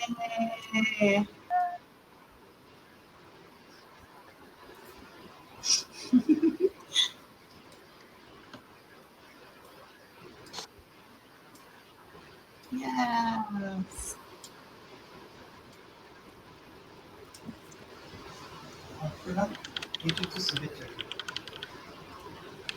Maybe I should have thought of like a bigger face. Okay. Because now it just looks like I've got a lot of pimples. Yeah, did y'all do like full body? Because I did like a profile, like a bust. I did not. I am glad that we did not confer beforehand at all. Yeah. I want all the chaos. Full body. That's a lot, y'all. I did full body in a way that my niece, when she was 4, did. Well, mine wasn't full body, That's and the now it is. vibe. Of course, that's the vibe. Niece when she was 4. That's the right thing. Yay! Heck yeah. Everybody's in. Oh, I pushed a button. Oh dear.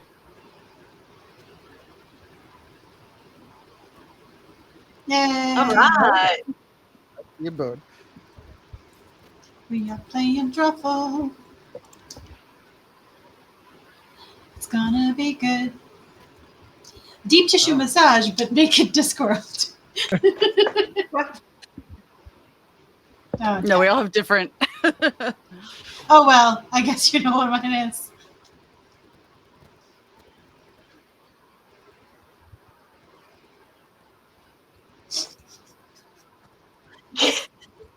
Oh my god, y'all. Oh, this isn't. I feel like my drawing talents with a mouse are not where one might want them to be. This is great. It's amazing. This is top tier. Oh no! Oh no! Oh no! What are they seeing? Oh, they're seeing your drawing. That's hilarious.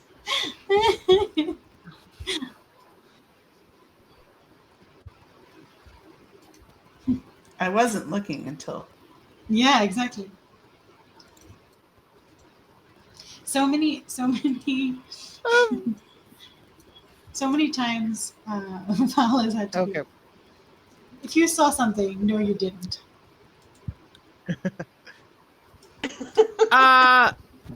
Let's see.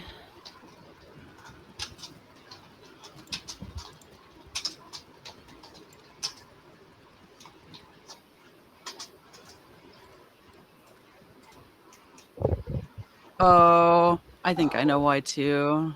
Oh.